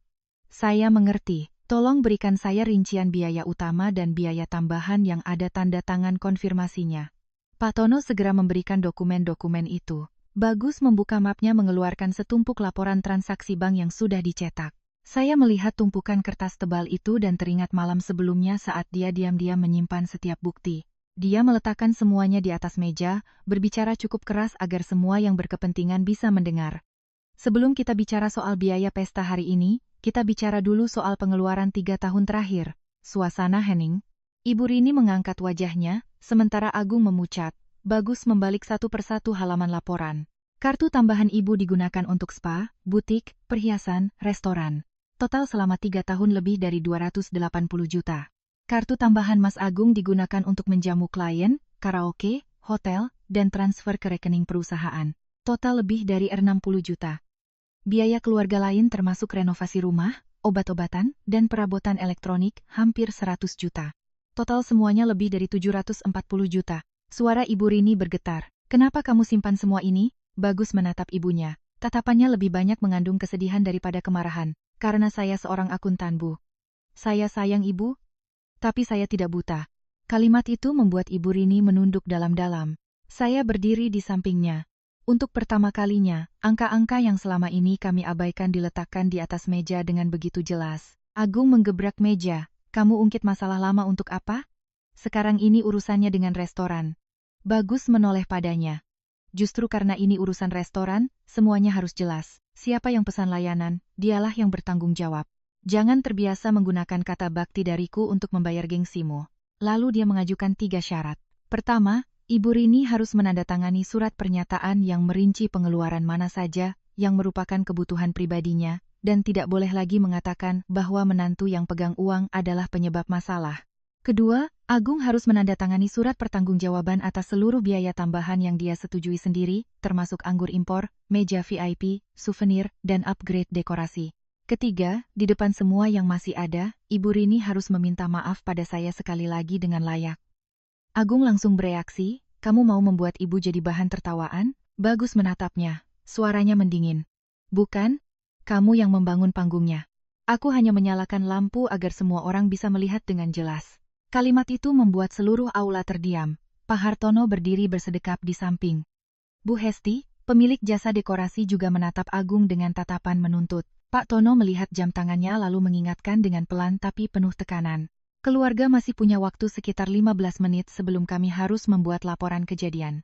Mendengar itu, Ibu Rini gemetar. Beliau menoleh ke Agung. Air matanya kembali mengalir. Tapi kali ini bukan tangisan untuk menyalahkan orang lain. Beliau menunjuk tumpukan kertas di depan Agung. Suaranya serak. "Tanda tangani, Gung. Ibu sudah tidak sanggup menanggung gengsimu lagi." Agung menatap ibunya lalu menatap orang-orang di sekelilingnya. Untuk pertama kalinya dalam hidupnya, gelar putra sulung yang sukses tidak lagi bisa melindunginya. Tangannya yang memegang pulpen gemetar, tapi dia masih belum mau menandatangani. Bagus mendekat, berkata perlahan setiap katanya. Mas punya 15 menit untuk menjadi orang yang bertanggung jawab atau seumur hidup menjadi direktur gadungan yang bersembunyi di balik ibunya. Saya melihat pemandangan itu, hati saya sama sekali tidak merasa puas. Saya hanya melihat sebuah keluarga yang sedang membayar harga karena membiarkan gengsi berjalan terlalu jauh. Tapi setidaknya sejak saat itu tidak ada lagi yang disembunyikan di balik kata-kata manis. Siapa yang berhutang, dialah yang harus mengaku. Siapa yang salah, dialah yang harus menunduk. Dan harga diri saya akhirnya diletakkan di tempat yang semestinya. Agung berdiri mematung di depan tumpukan kertas di atas meja, pulpen di tangannya bergetar. Tapi getaran itu bukan karena penyesalan. Saya bisa melihatnya dengan jelas. Itu adalah getaran seseorang yang terbiasa lari dari tanggung jawab dan kini tiba-tiba terpojok tanpa jalan keluar. Ibu Rini duduk di sampingnya. Bahunya terkulai, wajahnya pucat seperti orang yang baru sembuh dari sakit parah. Tanda tangani Gung, katanya lagi. Suaranya serak, ibu sudah tidak kuat lagi, nak. Agung berbalik cepat ke arah ibunya. Matanya memerah. Ibu bicara gampang ya. Ibu juga mau pesta besar, mau tamu penting, mau dipuji orang. Sekarang ada masalah. Ibu lempar semua ke Agung. Ibu Rini membuka mulut tapi tidak bisa berkata-kata. Mungkin kalimat itu menusuk sebagian kebenaran yang tidak ingin dihadapinya. Memang benar beliau gila hormat. Memang benar beliau senang ketika dipuji memiliki anak-anak yang sukses. Tapi kesalahannya tidak bisa menutupi niat licik Agung. Dia tahu ibunya haus akan gengsi, lalu menggunakan hasrat itu untuk menarik ibunya ke dalam sandiwaranya. Bagus tidak membiarkan pertengkaran itu berlanjut, dia menyalakan rekaman suara di ponselnya berisi percakapan Agung dengan pihak restoran saat memesan tambahan anggur, panggung, dan souvenir VIP. Dalam rekaman itu, suara Agung sangat jelas. Upgrade saja paketnya. Pesta keluarga saya tidak bisa dibuat murahan. Tamu-tamu saya orang terpandang semua. Kurang sedikit saja bisa jatuh citra saya. Di bagian lain dia bahkan berkata, catat saja di tagihan keluarga, adik saya yang urus keuangannya. Seluruh aula hening, wajah Agung memucat. Dia berteriak, siapa yang izinkan kamu merekamku? Bagus menatapnya. Kamu bicara sendiri dengan pihak restoran lewat telepon. Mereka yang merekam untuk konfirmasi layanan. Bukan aku yang mengada-ada. Pak Tono mengangguk. Benar. Semua panggilan konfirmasi layanan direkam oleh bagian customer service kami sesuai prosedur. Semua biaya tambahan diminta langsung oleh Pak Agung, tidak ada lagi jalan untuk mengelak. Agung dengan gigi terkatup menandatangani surat pernyataan tanggung jawab atas biaya tambahan. Goresan pulpennya begitu kasar sampai ujungnya nyaris merobek kertas. Saya pikir itu adalah pukulan terakhir bagi topengnya. Tapi saat itu juga, Pak Hartono, pria berjas abu-abu yang sedari tadi hanya berdiri bersedekap, tiba-tiba meletakkan setumpuk dokumen lain di atas meja. Mumpung keluarganya kumpul, kita sekalian bicarakan utang yang lebih besar. Suaranya sedingin es. Raut wajah Agung langsung berubah. Pak Hartono, urusan itu nanti saja. Pak Hartono tertawa sinis. Nanti itu kapan kamu undang saya ke pesta ibumu untuk membuktikan keluargamu mampu bayar utang. Sekarang ibu dan adikmu ada di sini. Saya bicara sekalian biar jelas. Ibu Rini mengangkat kepala, matanya penuh kebingungan. Ada utang apa lagi? Pak Hartono mengeluarkan selembar surat utang dan meletakkannya di depan Ibu Rini. Utang 1,2 miliar. Putra ibu meminjamnya dengan surat jaminan dari ibu. Ibu Rini menatap surat itu, awalnya tidak mengerti. Tapi beberapa detik kemudian saat melihat tanda tangan dan cap jempol di bagian bawah, wajahnya menjadi putih bersih. Tidak mungkin, gagapnya. Kapan saya tanda tangan ini? Agung buru-buru maju hendak merebut kertas itu, tapi Bagus lebih cepat menahannya. Dia melihat isinya dengan saksama, raut wajahnya semakin dingin. Di surat itu tertulis jelas bahwa Ibu Rini setuju untuk menjamin pinjaman perusahaan Agung. Jika peminjam tidak mampu membayar, maka aset keluarga akan digunakan untuk melunasinya. Ibu Rini dengan gemetar menatap putra sulungnya. Agung, ibu tanya sama kamu. Kapan ibu tanda tangan ini? Agung menelan ludah, matanya mengelak. Waktu itu Bu. Pas Agung kasih beberapa dokumen kerja sama perusahaan. Agung sudah jelaskan kok. Ibu saja yang lupa. Ibu Rini memegangi dadanya, suaranya pecah. Kamu bilang ibu tanda tangan surat persetujuan untuk sponsor pesta. Kamu bilang ini cuma formalitas agar mereka yakin. Kamu menipu ibu? Tidak ada yang menjawab. Tapi keheningan saat itu lebih menakutkan dari segala tuduhan. Saya melihat Ibu Rini terhuyung, tangannya berpegangan pada tepi meja, tapi tetap tidak bisa berdiri tegak. Meskipun beliau pernah menyakiti saya, pada saat itu saya tidak bisa tinggal diam. Saya baru saja akan melangkah, tapi Bagus sudah lebih dulu menopang ibunya. Dia membantu ibunya duduk, mengambil botol air mineral, dan membukakannya. "Minum dulu, Bu." Suaranya melembut, tidak lagi sedingin saat berbicara dengan Agung. Ibu Rini menatapnya, air mata mengalir deras. "Gus, Ibu tidak tahu. Ibu benar-benar tidak tahu itu surat jaminan utang." Bagus tidak langsung percaya juga tidak langsung menyalahkan. Dia hanya berkata, "Ibu salah pada Dewi, salah pada saya. Tapi saya tidak akan membiarkan Ibu ditipu habis-habisan oleh putra sulung Ibu sendiri." Kalimat itu membuat saya tercekat. Inilah Bagus yang saya kenal, tegas saat dibutuhkan, tapi tidak kejam. Dia tidak menghapus kesalahan ibunya, juga tidak membiarkan ibunya menggunakan air mata untuk memaksanya seperti dulu. Tapi ketika melihat ibunya bisa terjerat utang sebesar itu, dia tetap berdiri untuk memberikan jalan keluar. Pak Hartono langsung menyela. "Pak Bagus, bicara apa? Ini suratnya jelas. Ada tanda tangan, ada cap jempol.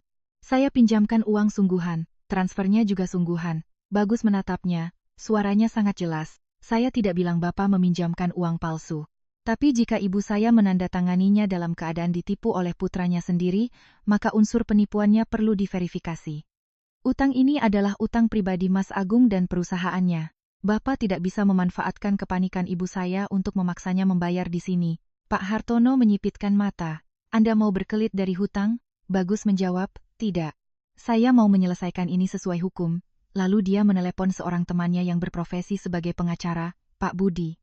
Dia menjelaskan situasinya secara singkat, mengirim foto surat utang, kontrak restoran, dan rincian biaya tambahan. Setelah itu dia menoleh ke Pak Tono. "Urusan restoran kita selesaikan secara terpisah. Urusan utang Mas Agung mulai sekarang harus disaksikan oleh pengacara." Agung terduduk lemas di kursi, wajahnya pucat pasi. Dia sadar bahwa semua kebohongannya sudah terbongkar. Sementara Ibu Rini menangis terseduh-seduh. Bukan lagi tangisan untuk menyalahkan orang, melainkan tangisan seorang ibu yang baru sadar bahwa anak yang paling dibanggakannya telah menggunakan kepercayaannya sebagai jaminan utang. Saya berdiri di samping Bagus, hati saya berat. Klimaks dari pesta ini bukan lagi soal kartu yang diblokir atau tagihan restoran, melainkan saat di mana seluruh keluarga melihat harga sesungguhnya dari gengsi yang buta. Gengsi tidak hanya merampas uang, tapi juga menggerogoti kepercayaan di antara saudara-saudara sampai ke titik yang paling menyakitkan. Sekitar 20 menit kemudian, Pak Budi tiba di gedung serbaguna. Dia adalah teman kuliah Bagus, seorang pengacara di sebuah firma hukum yang khusus menangani sengketa perdata dan bisnis kecil. Penampilan Pak Budi tidak mencolok, hanya kemeja abu-abu, celana bahan hitam, dan membawa tas kulit yang agak usang. Tapi caranya masuk, menyapa semua orang, lalu duduk dan memeriksa dokumen dengan tenang, membuat suasana yang tadinya kacau menjadi sedikit lebih terkendali. Pak Tono segera memberikan semua dokumen kepada Pak Budi. Kontrak awal, rincian biaya tambahan, pesan konfirmasi dari Agung, dan tagihan sisa. Pak Budi membacanya dengan sangat teliti, sesekali melingkari beberapa baris dengan pulpennya. Pak Hartono berdiri di dekatnya, bersedekap. Wajahnya kesal karena melihat situasi tidak lagi mudah dikendalikan. Agung hanya duduk diam, matanya terus melirik ke arah pintu seolah mencari jalan untuk kabur. Setelah selesai memeriksa, Pak Budi meletakkan dokumen-dokumen itu. "Saya jelaskan secara singkat," katanya. "Untuk biaya pesta, layanan sudah digunakan, jadi pihak restoran berhak menuntut pembayaran. Biaya dasar sesuai kontrak atas nama Ibu Rini sebaiknya diselesaikan oleh keluarga untuk menghindari sengketa lebih lanjut. Tapi biaya tambahan yang dikonfirmasi oleh Pak Agung, terutama minuman impor, souvenir, dan upgrade panggung harus dipisahkan dengan surat pernyataan tersendiri." Pak Tono mengangguk, "Pihak kami hanya butuh kejelasan pertanggungjawaban. Siapapun yang berkomitmen membayar, akan kami catat." Bagus mendengarkan dalam diam, lalu menoleh ke arah ibunya. Ibu Rini masih menunduk, kedua tangannya meremas tisu yang sudah basah. Saya melihat tatapan suami saya melembut. Meskipun marah, dia tetap tidak bisa melihat ibu kandungnya terpojok di depan umum tanpa melakukan apa-apa. Dia berkata perlahan, "Sisa biaya pesta yang dasar, saya yang akan bayar. Saya anggap itu sebagai hadiah ulang tahun untuk ibu, tapi saya hanya membayar untuk pesta yang memang untuk ibu. Bagian untuk pamer, meja VIP, anggur impor, dan souvenir mewah yang dipesan Mas Agung. Siapa yang pesan, dialah yang tanggung." Ibu Rini mengangkat wajahnya menatap Bagus, air matanya kembali mengalir. "Gus," beliau hanya bisa memanggil namanya lalu tercekat. Bagus tidak membiarkannya bicara lebih lanjut. Dia menoleh ke Pak Tono, "Tolong berikan saya sisa tagihan sesuai kontrak awal. Dikurangi uang yang sudah kami transfer." Pak Tono memeriksa kembali dan memberikan angkanya. Bagus langsung mentransfer di meja resepsionis, tidak lagi menggunakan kartu tambahan manapun. Ketika notifikasi transaksi berhasil muncul, saya melihat Ibu Rini menghela napas panjang, seolah baru saja ditarik dari tepi jurang. Tapi Bagus tidak membiarkan kelegaan itu menjadi kebiasaan lama. Dia mengeluarkan selembar kertas yang sudah disiapkan dari mapnya dan meletakkannya di depan ibunya. Tolong Ibu tanda tangani surat pernyataan ini. Mulai hari ini, semua kartu kredit tambahan yang pernah saya buatkan untuk Ibu dan Mas Agung akan dibatalkan secara permanen. Semua pengeluaran pribadi setelah ini harus mandiri. Saya akan tetap menanggung biaya obat dan pemeriksaan kesehatan untuk Ibu, tapi tidak akan lagi mendanai pesta, gengsi, atau utang piutang siapapun. Ibu Rini menatap kertas itu, bibirnya bergetar. Mungkin hatinya masih sakit karena putranya sendiri menetapkan batasan yang begitu jelas. Tapi setelah apa yang baru saja terjadi, beliau tidak punya alasan untuk menolak. Beliau mengambil pulpen dan menandatanganinya. Goresannya gemetar. Beberapa kali harus berhenti untuk menyeka air mata. Tante Laras yang juga masih di sana mendekat meletakkan tangannya di bahu Ibu Rini. Suaranya tidak lagi ketus melainkan lebih dalam. Mbak Rini, Bagus melakukan ini justru untuk menyelamatkan muka sampean. Jadi, anak itu memang wajib berbakti. Tapi berbakti bukan berarti membiarkan ibunya menghabiskan uang semaunya dan menyakiti istrinya sekehendak hati. Ibu Rini menangis terisak. Kali ini tangisannya bukan lagi untuk mencari simpati, melainkan tangisan seseorang yang baru sadar bahwa dia telah melangkah terlalu jauh. Beliau menoleh ke arah saya, matanya yang merah menatap saya.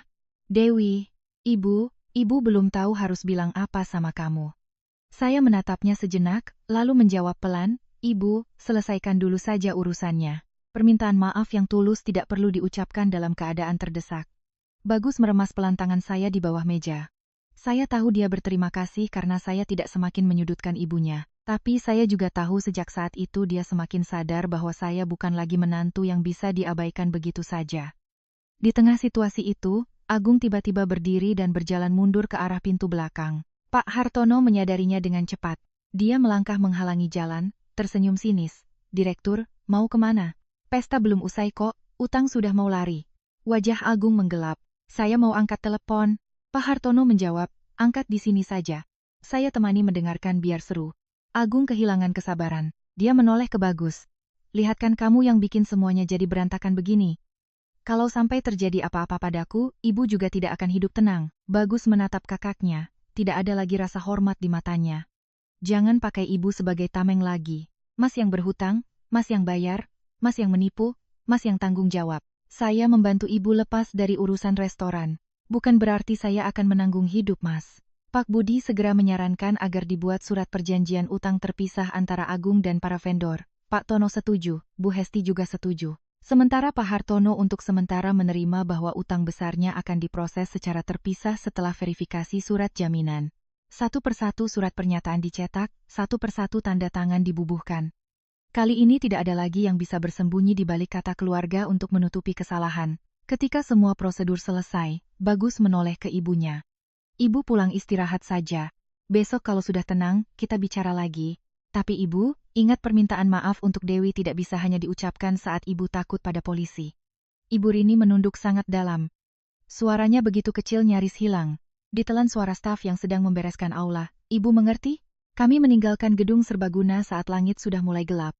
Aula pesta di belakang kami hanya menyisakan lampu putih yang dingin, taplak-tablak meja yang kusut, dan beberapa karangan bunga yang mulai layu.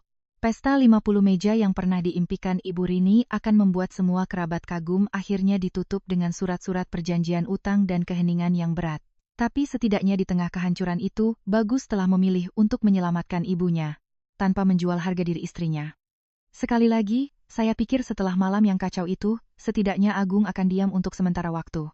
Seseorang yang baru saja dipermalukan oleh penagih utang di pesta ulang tahun ibunya sendiri dan harus menandatangani surat utang di depan kerabat, seharusnya merenungkan kesalahannya. Tapi ada tipe orang yang ketika terpojok, hal pertama yang mereka pikirkan bukanlah memperbaiki diri, melainkan menarik orang lain ke bawah, agar mereka tidak merasa malu sendirian. Keesokan paginya, saat saya sedang membuat kopi di dapur, ponsel saya bergetar terus-menerus. Seorang teman mengirimkan tautan unggahan Agung di media sosial. Begitu saya membukanya, jantung saya berdebar kencang. Dia menulis sebuah status yang sangat panjang, penuh dengan kata-kata bijak. Tentang bagaimana ibu hanya ada satu, uang bisa dicari lagi, tapi bakti yang hilang tidak akan bisa ditebus seumur hidup. Lalu dia menyindir Bagus yang karena lebih mendengarkan istri, tega memblokir kartu dan meninggalkan ibunya di hari ulang tahunnya. Yang lebih menyakitkan, dia melampirkan foto Ibu Rini yang sedang menangis di aula pesta semalam. Foto itu diambil saat beliau sudah kelelahan.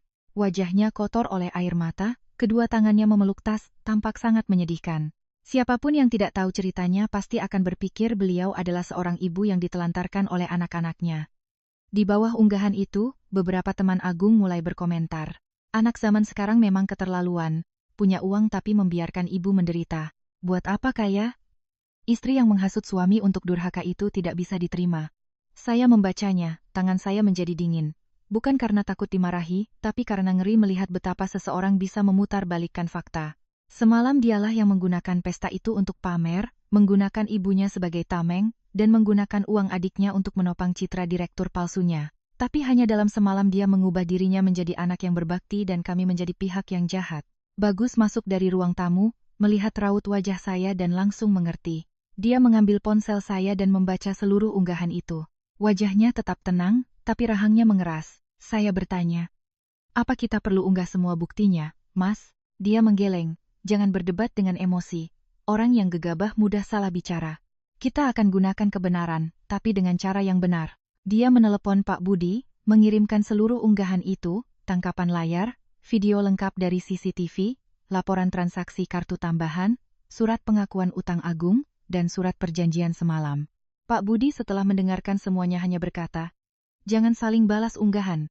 Saya akan siapkan somasi untuk menuntutnya menghapus unggahan itu karena mengandung unsur fitnah dan pencemaran nama baik. Jika dia tidak menghapusnya, kita lanjutkan prosesnya." Saya pikir masalahnya akan berhenti di situ. Tapi menjelang siang, sebuah akun tak dikenal mengirimi saya pesan. Orang itu memperkenalkan diri sebagai Dini, mantan staf di perusahaan Agung. Pesan pertamanya sangat singkat. "Mbak Dewi, saya tahu kejadian semalam. Kalau Mbak butuh bukti tentang Pak Agung, saya punya." Saya tertegun dan menunjukkan ponsel itu pada Bagus. Dia menyuruh saya untuk melakukan panggilan video agar lebih jelas. Ketika layar menyala, saya melihat seorang gadis muda. Wajahnya lelah tapi matanya sangat tegas. Dini bercerita bahwa dia sudah berhenti dari perusahaan Agung lebih dari 2 bulan lalu karena gajinya ditunggak selama 4 bulan. Bukan hanya dia, beberapa karyawan lain juga terus dijanjikan. Sementara Agung tetap pamer di media sosial tentang penandatanganan kontrak, menghadiri acara, dan mengenakan setelan mahal. Dini mengirimkan kami tangkapan layar dari grup chat internal perusahaan. Di dalamnya, Agung pernah menulis sebuah kalimat yang membuat punggung saya merinding. "Yang penting tarik uang klien dulu. Keluarga saya banyak backingannya. Adik saya orang keuangan. Ibu saya punya rumah. Tidak akan ada yang membiarkan saya bangkrut." Di percakapan lain, dia pamer akan mengadakan pesta ulang tahun yang sangat besar untuk memoles citranya di depan mitra bisnis dan para pemberi pinjaman. Ternyata pesta itu bukan hanya soal gengsi seorang ibu. Itu adalah sebuah pertunjukan yang diperhitungkan oleh Agung untuk menipu lebih banyak kepercayaan dari penagih utang, karyawan, dan rekan bisnisnya. Saya melihat deretan pesan itu, hati saya antara marah dan ngeri. Jika Bagus tidak memblokir kartu tepat waktu, entah sedalam apa kami akan tersek. Dia hanya membiarkan Pak Budi mengirimkan somasi yang menuntut Agung menghapus unggahannya dalam waktu 24 jam. Bersamaan dengan itu, dia mengunggah satu status singkat di akun pribadinya. "Keluarga saya sedang menyelesaikan masalah internal. Informasi sepihak yang merusak nama baik istri saya akan kami serahkan kepada kuasa hukum. Saya harap semua pihak tidak terburu-buru menghakimi sebelum mengetahui fakta yang lengkap." Hanya satu kalimat seperti itu. Tapi di bawah unggahan Agung mulai muncul komentar-komentar lain. Dini adalah yang pertama menulis. "Pak Agung, bicaranya soal bakti bagus sekali. Lalu gaji kami yang 4 bulan kapan mau dibayar?" Orang lain menimpali. "Masih ada utang biaya cetak R8 juta di tempat saya, Pak. Jangan pakai foto ibu untuk jadi tameng." Lalu Pak Hartono juga berkomentar langsung. "Bayar utang dulu baru bicara moral." Unggahan yang tadinya mendapat simpati tiba-tiba berbalik arah sepenuhnya.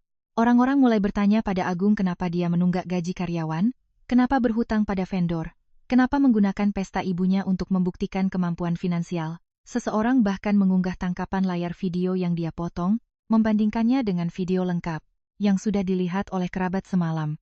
Hanya dalam beberapa jam, topeng moral Agung rontok selapis lagi. Sore itu unggahan tersebut hilang, tapi tangkapan layarnya sudah tersebar di seluruh grup keluarga. Ibu Rini menelepon Bagus, suaranya serak karena menangis.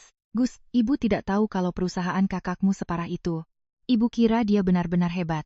Bagus tidak menyalahkan lagi, hanya berkata, "Ibu mau percaya pada siapa itu hak ibu, Tapi mulai sekarang jangan paksa saya dan istri saya untuk membayar harga atas kepercayaan buta ibu lagi. Di seberang sana, Ibu Rini terdiam sangat lama. Saya duduk di samping suami saya, mendengar napas beratnya melalui telepon.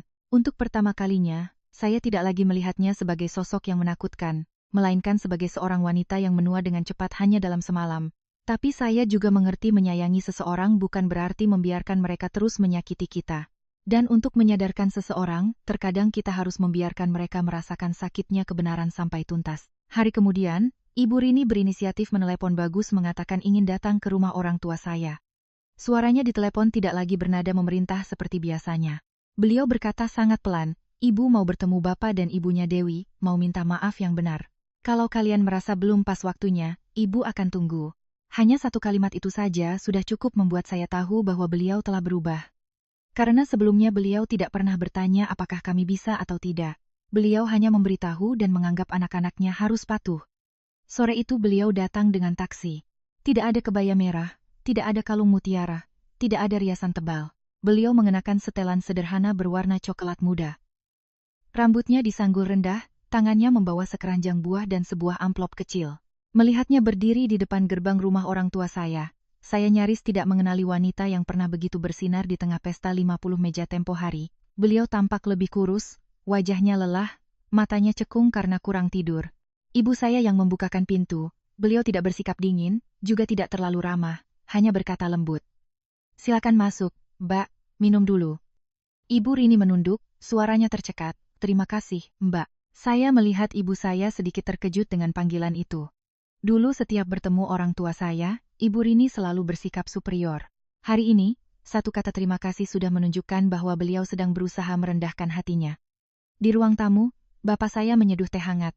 Beliau meletakkan cangkir di depan Ibu Rini dan berkata, "Urusan anak-anak, kalau kita sebagai orang tua masih bisa duduk bersama, berarti masih ada jalan untuk memperbaikinya." Suara bapak saya tidak menyalahkan, tapi setiap katanya berbobot. Ibu Rini memegang cangkir teh dengan kedua tangannya, matanya memerah. "Saya malu sekali sama bapak dan ibu, hari itu saya salah besar. Saya lebih mementingkan muka di depan orang luar, sampai lupa menjaga muka menantu saya sendiri." Lalu beliau meletakkan keranjang buah di meja dan mendorong amplop kecil itu ke arah saya. "Ini ada sedikit uang hasil jual gelang emas ibu. Tidak seberapa dibandingkan dengan apa yang sudah kalian keluarkan untuk ibu. Tapi ibu ingin mengembalikannya sedikit. Bukan untuk membeli maaf, tapi untuk mengingatkan diri ibu sendiri bahwa mulai sekarang ibu tidak boleh lagi menganggap uang anak sebagai hal yang wajar." Saya menatap amplop itu, hati saya mencelos. Saya tidak butuh uang itu, tapi saya mengerti bagi Ibu Rini, menjual gelang emas yang dulu sering dibanggakannya bukanlah hal yang mudah. Itu seperti beliau sedang melepaskan sebagian dari gengsinya. Ibu saya menatap saya. Tatapannya lembut tapi jelas. "Keputusan ada di tanganmu." Ibu Rini berdiri di depan orang tua saya, di depan Bagus dan saya. Beliau menunduk sangat dalam. "Dewi, ibu minta maaf. Ibu menerima uangmu, tenagamu, tapi tidak bisa memberimu tempat duduk yang layak di keluarga. Ibu memang mendengarkan Agung, tapi sejujurnya itu juga karena hati ibu sendiri haus akan pujian. Ibu salah padamu, salah juga pada Bagus." Saya terdiam beberapa detik. Ada kata-kata yang sudah lama ingin saya dengar. Tapi ketika mendengarnya, saya justru bingung harus merespon bagaimana. Saya tidak ingin terlalu cepat bersikap lapang dada karena luka hari itu nyata. Tapi saya juga tidak ingin mengubah permintaan maaf yang langkah ini menjadi sebuah ajang balas dendam. Saya berdiri dan berkata lembut, "Saya terima permintaan maaf, Ibu. Tapi saya belum bisa menganggap tidak ada apa-apa. Mulai sekarang saya harap Ibu menghargai batasan kami sebagai suami istri." Saat itulah Bagus meletakkan 3 lembar kertas di atas meja. Dia sudah menyiapkannya dengan sangat rapi, bukan untuk mempersulit ibunya, tapi agar semuanya jelas sejak awal. Dia berkata, "Bu, mulai hari ini, ada 3 aturan. Pertama, tidak ada lagi kartu tambahan. Kedua, tidak ada yang boleh meminjam uang atau menandatangani surat atas nama keluarga, tanpa diskusi yang jelas. Ketiga, uang pribadi kami, terutama uang Dewi, tidak ada yang berhak ikut campur." Ibu Rini langsung mengangguk, tapi Bagus melanjutkan. "Saya akan tetap menanggung biaya obat-obatan dasar untuk ibu, tetap mengantar ibu berobat jika perlu. Saya tidak meninggalkan ibu, tapi saya tidak akan lagi mendanai pesta, pamer, atau utang piutang Mas Agung." Suaranya tenang, tidak tajam, tapi begitu tegas sehingga tidak bisa ditafsirkan lain. Ibu Rini menangis, tapi kali ini bukan untuk memaksa anaknya. Beliau hanya menyeka air matanya dengan tisu dan berkata, "Ibu mengerti? Ibu sudah tua, tapi baru sekarang belajar arti kata cukup." Bapak saya yang mendengar itu menghela napas pelan. Orang itu hebat bukan karena pestanya megah, tapi karena tahu kapan harus berhenti sebelum menyakiti keluarganya sendiri. Suasana di ruangan itu melembut. Untuk pertama kalinya setelah kejadian itu, saya merasa ketegangan di antara dua keluarga tidak lagi seperti senar yang ditarik kencang. Ibu saya masuk ke dapur mengambil sepiring kue. Ibu Rini buru-buru berdiri hendak membantu, tapi ibu saya menahannya. "Duduk saja, Mbak. Hari ini kan datang untuk bicara, bukan untuk basa-basi." Kalimat itu membuat Ibu Rini kembali berkaca-kaca, namun masalah Agung masih ada. Ibu Rini dengan ragu meminta Bagus untuk membantu kakaknya sekali lagi. "Dia salah, Ibu tahu, tapi kalau sampai dituntut oleh penagih utang, dia bisa kehilangan segalanya. Coba kamu lihat apa ada cara." Bagus tidak membiarkan ibunya selesai bicara. Dia menjawab, "Saya bisa tunjukkan jalannya, tapi saya tidak akan menggendongnya lagi." Dia menjelaskan, jika Agung benar-benar mau berubah, pertama dia harus menjual aset-aset yang tidak perlu, melunasi tunggakan gaji karyawan, lalu duduk bersama pengacara untuk menyusun rencana pembayaran utang yang sah. Saya bantu karena ibu dan karena orang-orang yang gajinya dia tunggak, bukan karena dia masih pantas dilindungi. Malam itu, Agung mengirim pesan singkat pada Bagus. "Gus, bantu aku ketemu pengacara." Bagus menatap pesan itu lama sekali, lalu menjawab, "Besok jam 09 pagi. Datang tepat waktu, bawa semua dokumen." Kalau masih mencoba berbohong, aku berhenti. Saya membaca balasan itu, hati saya sedikit lebih ringan. Setelah semua ini, suami saya tetap orang yang menjaga ikatan keluarga, tapi tidak lagi membiarkan ikatan itu menjadi belenggu. Sementara saya untuk pertama kalinya merasa tidak perlu lagi berjuang untuk diakui oleh keluarga suami. Karena rasa hormat yang sejati, jika harus terus diminta-minta, maka itu bukanlah rasa hormat lagi. Sebulan setelah pesta ulang tahun 50 meja itu, suasana di keluarga suami saya tidak lagi riuh seperti dulu. Tidak ada lagi telepon yang mendesak minta transferan. Tidak ada lagi pesan meminjam kartu. Juga tidak ada lagi pemandangan Agung mengenakan setelan necis sambil bicara soal proyek seolah dunia ada di tangannya. Perusahaan Agung menyusut hingga nyari tinggal nama. Mobil mewah yang dulu dia sewa untuk bertemu klien terpaksa dijual. Kantor yang memajang papan nama direktur juga sudah dikembalikan. Dia mengumpulkan uang untuk membayar sebagian gaji karyawannya termasuk Dini. Utang-utang yang lebih besar diatur oleh Pak Budi memaksa Agung menandatangani komitmen untuk mencicilnya dengan pendapatan pribadinya tanpa lagi membawa-bawa nama ibu atau adiknya sebagai jaminan. Pak Hartono juga tidak lagi membuat keributan. Setelah mempertimbangkan adanya unsur penipuan dalam surat jaminan Ibu Rini, dia setuju untuk memproses utang Agung secara terpisah. Ibu Rini berubah lebih banyak dari yang saya duga. Beliau menjual beberapa perhiasannya, merapikan lemari kebayanya, dan berhenti total dari kebiasaan pergi ke spa di akhir pekan menggunakan kartu anaknya. Suatu kali saat Bagus mengantarnya periksa tulang, beliau mengeluarkan dompetnya sendiri untuk membayar obat. Saat Bagus hendak memberikan uang, beliau menolaknya dan berbisik, "Mana yang bisa ibu bayar? Biar ibu bayar sendiri. Kamu masih punya keluarga kecilmu?" Mendengar cerita Bagus, saya terdiam lama. Bukan karena saya sudah melupakan semua perbuatannya, tapi karena saya mengerti. Bagi seseorang yang terbiasa dilayani oleh anak dan hidup dalam pujian, mengucapkan kalimat itu bukanlah hal yang mudah. Kami berdua tetap mempertahankan batasan yang telah dibuat. Setiap bulan, Bagus mengirimkan sejumlah uang tetap untuk kebutuhan dasar ibunya. Obat-obatan, biaya berobat, hal-hal yang benar-benar penting masih kami tanggung. Tapi pesta, souvenir pamer, atau utang-putang Agung yang tidak jelas tidak lagi melewati rekening kami. Suatu minggu sore, Ibu Rini menelepon, meminta kami pulang untuk makan malam. Saya sedikit ragu, tapi Bagus menatap saya dan bertanya, "Kamu mau pulang?" "Kalau tidak mau, aku tidak akan paksa." Hanya satu kalimat itu saja sudah membuat saya merasa dihargai. Akhirnya saya mengangguk, bukan karena luka saya sudah sembuh total, tapi karena saya ingin memberi semua orang kesempatan untuk saling melihat dalam situasi yang lebih normal. Makan malam hari itu sangat sederhana. Ibu Rini memasak sayur bening, ikan goreng, dan sambal. Tidak ada lobster, tidak ada anggur impor, tidak ada meja VIP. Saat saya hendak duduk di ujung meja seperti kebiasaan lama, Ibu Rini menarik kursi di sampingnya. Suaranya sedikit canggung. "Dewi, duduk di sini, nak. Hari ini ibu masak nasi hangat, tidak akan membiarkanmu makan di dapur lagi." Kalimat itu membuat saya dan Bagus terdiam. Ibu Rini setelah mengatakannya juga menunduk, seolah takut menyentuh luka lama. Saya duduk dan tersenyum tipis. "Iya, Bu, terima kasih." Hanya itu, tidak perlu berpelukan dan menangis. Tidak perlu kata-kata yang muluk. Ada retakan di hati manusia yang butuh waktu untuk sembuh, tapi setidaknya hari itu tidak ada lagi yang sengaja menginjaknya. Agung setelah itu bekerja sebagai karyawan di sebuah perusahaan kecil. Tidak ada lagi jabatan direktur, tidak ada lagi unggahan pamer kesuksesan, tidak ada lagi acara menjamu klien dengan uang orang lain. Saat pertama kali bertemu lagi, dia tampak lebih kurus. Kemejanya tidak lagi licin seperti dulu, dia hanya mengangguk menyapa saya, tidak banyak bicara. Saya juga tidak menyindirnya. Terkadang keheningan sudah cukup untuk membuat seseorang sadar apa yang telah hilang darinya. Pernah Ibu Rini bercerita, Agung mengeluh lelah dan malu karena harus menjadi karyawan. Ibu hanya berkata, "Kamu yang buat, kamu yang perbaiki. Ibu tidak akan lagi mengambil uang adikmu untuk menambal gengsimu." Mendengar kalimat itu, saya tahu Ibu Rini telah benar-benar belajar sebuah pelajaran yang sangat mahal. Bukan pelajaran tentang uang, tapi pelajaran bahwa menyayangi anak bukan berarti menutupi kesalahannya. Sedangkan Bagus, setelah kejadian itu, dia juga berubah. Dia tidak lagi diam terlalu lama di hadapan ketidakadilan. Suatu malam saat kami sedang membereskan dapur, dia tiba-tiba berkata, "Dulu aku pikir mengalah itu cara menjaga keutuhan rumah tangga. Ternyata kadang mengalah itu sama saja dengan mendorong istriku sendiri keluar pintu."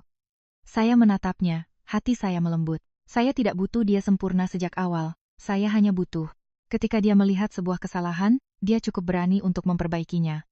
Pesta 50 meja tahun itu jika dilihat dari luar mungkin adalah sebuah kegagalan yang memalukan bagi keluarga suami saya. Tapi bagi saya pribadi, itu adalah sebuah titik balik. Peristiwa itu membantu saya mengerti bahwa martabat sejati tidak terletak pada hidangan mewah, tamu penting, atau pujian.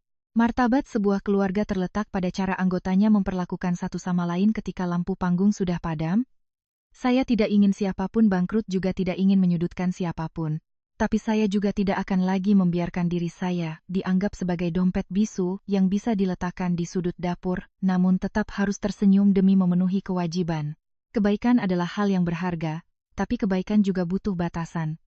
Tegas bukan untuk menang atau kalah, melainkan untuk menjaga harga diri kita yang terakhir. Setelah semuanya, saya tetap percaya bahwa keluarga adalah tempat di mana kita seharusnya menemukan kehangatan. Tapi kehangatan itu hanya akan bermakna jika tidak dibangun di atas pengorbanan diam-diam satu orang. Dan jika suatu hari kita terpaksa harus berdiri untuk membela diri, semoga kita tetap cukup tenang untuk tidak kehilangan welas asih di dalam hati kita sendiri.